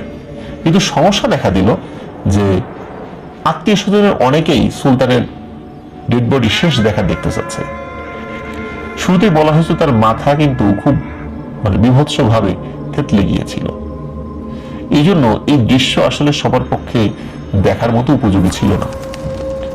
এই কারণেই মূলত বলা হয়েছিল যে সরাসরি কফিন সহ যেন কবর দিয়ে দেওয়া হয়। কিন্তু আসলে মা বাবার মন, আত্মীয় স্বজনের মন, এগুলো তো আসলে মানে খুব কঠিন এই আবেগগুলো কন্ট্রোল করা। সবাই বলে যে যাই হোক, আমার ছেলের মানে যতই মাথা থেতলে যাক, বিভৎস হোক, অন্তত তার দেহ তো আমরা একটু দেখতে চাই, এটুকু কি আমরা দেখতে পারবো না? যাই হোক, অবশেষে কফিন খোলা হয় শেষ দেখার জন্য। তো দেখা গেল যে আসলে তার মাথার যে অংশটা, মাথা অলমোস্ট নেই বললেই চলে, এমন ভাবে থেতলে গিয়েছিল মাথা অলমোস্ট নেই বললেই চলে। মাথার অংশটুকু ছোট্ট একটা ব্যাগের মধ্যে ওইখানে কফিনের মধ্যেই আলাদা করে রাখা ছিল। যে অংশটুকু আসলে থেতলে গিয়েছিল, যেটা মানে কোনোভাবেই মাথার সাথে রাখা সম্ভব ছিল না, ওইটিও ওই পাশেই রাখা ছিল একটা পলিথিনের মধ্যে। বা এই টাইপের কোনো একটা বক্সের মধ্যে। তো এই দৃশ্য দেখে অনেকেই ভয় পেয়েছিল, তারপরও অন্তত মনের বৃন্দে একটাই সান্ত্বনা ছিল যে না, সুলতানকে শেষ দেখা অন্তত দেখতে পেরেছি সবাই। যাই হোক, তাকে জানাজা তো হয়ে গিয়েছিল, তাকে কবর দিয়ে দেওয়া হয়। মূলত ঘটনাটা এই পর্যন্তই হওয়া উচিত ছিল স্বাভাবিক নিয়মে, কিন্তু এ পর্যন্ত হয়নি। ঘটনা শুরু, মানে ভৌতিক ঘটনা শুরু এরপর থেকে নিয়ে। এই ঘটনার 3 থেকে 4 দিন পরে ঘটে যায় একটি ভয়ানক ঘটনা। সুলতানের যিনি বাবা, উনি নামাজ পড়তে যাচ্ছিলেন, মাগরিবের নামাজ পড়তে যাচ্ছিলেন মসজিদে, যেটা ওই কবরস্থান পার হয়ে যেতে হয়। তো স্বাভাবিকভাবে উনি মাগরিবের নামাজ পড়তে যান। নর্মালি উনি মাগরিবের নামাজ পড়তে গিয়ে এশার নামাজ পড়ে তারপর বাড়িতে ফিরে আসেন। তো ওই দিন উনি চিন্তা করেন, যেহেতু ছেলে মারা গেছে, একটু মানে পরিবারের অন্য সদস্যরাও তো, তারা তো মানে মন খারাপ। মাগরিবের নামাজ পড়ে মানে ওই কয়েকদিন উনি বাড়িতেই ফিরে আসতেন, আসলে আবার এশার নামাজের সময় উনি যেতেন। তো মাগরিবের নামাজ পড়ে উনি একটু দেরিতেই বের হয়েছিলেন, সবার সাথে বের হননি। বাসা তো খুব বেশি দূরে না, কাছেই। তো উনি বাড়ির দিকে যাত্রা শুরু করেন। উনি যখন কবরস্থানটা পার হয়ে একটা ছোট্ট বাঁশঝাড়ের মতো আছে, ওইখানে যখন এসেছেন, তখনই ওই বাঁশঝাড়ের ভিতর থেকে কে যেন ওনাকে ঢিল মারছে। উনি চিন্তা করেন, কি ব্যাপার, আমাকে ঢিল মারে কে? উনি প্রথমে মনে করেছেন হয়তোবা উপর থেকে কোনো কিছু, অনেক সময় ছোট ছোট ওই গাছের কোনো একটা অংশ, কাঠের কোনো একটা অংশ, এটা গায়ে পড়েছে কিনা। পরে দেখলেন যে না, উপর থেকে পড়ে, এটা পাশ থেকে আসছে, বাঁশের মধ্যে থেকে কেউ ঢিল মারছে, 1টা 2টা 3টা এরকম করে ঢিল মারছে, ছোট ছোট ঢিল। উনি তখন বলে ওঠে, এই কে ঢিল মারে কে? কোনো সারা শব্দ নেই। আবারও ঢিল মারে। তখন আবারও বলে যে, এই কে রে বেয়াদব কোথাকার, ঢিল মারছো, আমি একটা মুরব্বী মানুষ। এইভাবে কথা বলছে। তখন ওই বাঁশের মধ্য থেকে একটা লম্বা অবয়ব বের হয়ে আসে, সাদা কাপড়ের মতো কিছু একটা পরা, জুব্বা না, আবার পাঞ্জাবি না, মানে কি পরা এটা উনি আসলে বুঝতে পারেননি। তো ওনার হাতে টর্চ লাইট ছিল। উনি ওইটা যেটা আসছিল আর কি, ওই অবয়বটা, তার দিকে টর্চ লাইট মারেন, এটা কে দেখি। এবার ঢিল মারছে, ফাজলামি করছে। উনি যেটা দেখতে পান, এটা দেখে উনি কোনোভাবেই নিজের সেন্স ধরে রাখতে পারেননি। উনি দেখেন যেটা আর কেউ নয়, ওনার ছেলে সুলতান, এবং তার চেহারাটাও ভয়ানকভাবে বিকৃত হয়ে আছে। মনে হয়েছে মাথায় খুব আঘাত লেগেছে। কিন্তু ওনার ছেলের চেহারা উনি দেখে বুঝেছিলেন যে এটা আমার ছেলে। এই দৃশ্য দেখে উনি চিৎকার দিয়ে ওখানে সেন্সলেস হয়ে পড়ে যান। যেহেতু মাগরিবের নামাজের পরে মসজিদ থেকে উনি সবার পরে বের হয়েছিলেন, এই জন্য পরের লোকজন হেঁটে যাওয়ার সময় যে ওনাকে দেখবে বিষয়টা এমন হয়নি। কিন্তু পরবর্তীতে ওই রাস্তা দিয়ে যখন অন্য লোকেরা হেঁটে আসছে কিছু সময় পরেই, তখন ওনাকে ওই বাসের পাশে অচেতন অবস্থায় পড়ে থাকতে দেখেন তারা। দ্রুত তাকে উদ্ধার করে বাড়িতে ফেরত নিয়ে আসেন। তাকে অল্প সময়ের মধ্যেই তার জ্ঞান ফেরে। জ্ঞান ফেরার পরে কি হয়েছিল এটি যখন সবাই জিজ্ঞেস করে, তখন তিনি সব ঘটনা খুলে বলেন যে আমি তো সুলতানকে দেখেছি ওখানে, আমাকে এইভাবে ঢিল মারছিল। তো সবাই বলে যে আসলে আপনার ছেলে মারা গেছে, তো আপনি শোকে খুব শোকার্ত হয়ে আছেন, এই কারণে আপনি মনের ভুলে হয়তো এরকমটা দেখেছেন। এমনটা তো আমাদের কখনো হয়নি যে ওই বাসারের ওখানে এসে কেউ ভয় পেয়েছে, এবং এখন পর্যন্ত এই ধরনের ঘটনা তো কখনো ঘটেনি। আপনি আসছিলেন অবচেতন মনেই দেখেছেন, কিন্তু উনি আসলে কাউকে বোঝাতে পারছিলেন না যে উনি যেটা দেখেছেন সেটা সত্যিই দেখেছেন। যাই হোক, এই ঘটনা চারদিকে ছড়িয়ে পড়ে যে অনেকেই মানে বলে যে উনি এরকম সুলতানকে নাকি দেখেছে, দেখে ভয় অজ্ঞান হয়ে গেছে। যাই হোক, এরপরে 3-4 দিন এরকম আর তেমন কোনো সমস্যা হয়নি। উনিও নামাজ পড়তে গেছেন, কাউকে দেখেননি। উনি নামাজ পড়তে গেলেও বিশেষ করে মাগরিবের নামাজের সময়, এসে নামাজের সময় সাথে লোক থাকতো আর কি, এই জন্য হয়তো কাউকে দেখেননি। তো ওনার এই ঘটনার 3-4 দিন পরে ঘটে আরেকটি ঘটনা। এক রাত্রে একজন লোক বাইসাইকেল নিয়ে আসছিল। তো বাইসাইকেল নিয়ে আসার পথে যখন এই কবরস্থানটা পার হয়েছে, পার হয়ে যখন ওই বাঁশঝাড়ের কাছাকাছি এসেছে, তখন ওই লোকটার কাছে মনে হয় হঠাৎ করে পেছন থেকে তার সাইকেলটি কেউ টেনে ধরেছে। আর প্রিয় লিসেনার, সাইকেল যদি পেছন থেকে কেউ টেনে ধরে তাহলে কিন্তু বোঝা যায়। আপনারা যারা সাইকেল চালান তারা কিন্তু বলতে পারবেন যে সাইকেল যদি পেছন থেকে কেউ টেনে ধরে, যিনি চালাচ্ছেন তিনি কিন্তু স্পষ্ট বুঝতে পারেন। তুমি স্পষ্ট বুঝতে পারলেন পেছন থেকে কেউ সাইকেল টেনে ধরেছে। আর হঠাৎ করে টেনে ধরার কারণে, গতি জড়তার কারণে, মানে উনি সামনের দিকে ছিটকে পড়েন সাইকেল থেকে, হাত পা ছুলে যায়। চিন্তা করে কি ব্যাপার, কি হলো, পেছন দিক থেকে কে টেনে ধরলো। উনি যখন উঠে দাঁড়ান, দাঁড়িয়ে পেছন দিকে তাকান, দেখেন সাইকেল পড়ে আছে মাটিতে, সেখানে একটা লম্বা অবয়ব দাঁড়িয়ে আছে।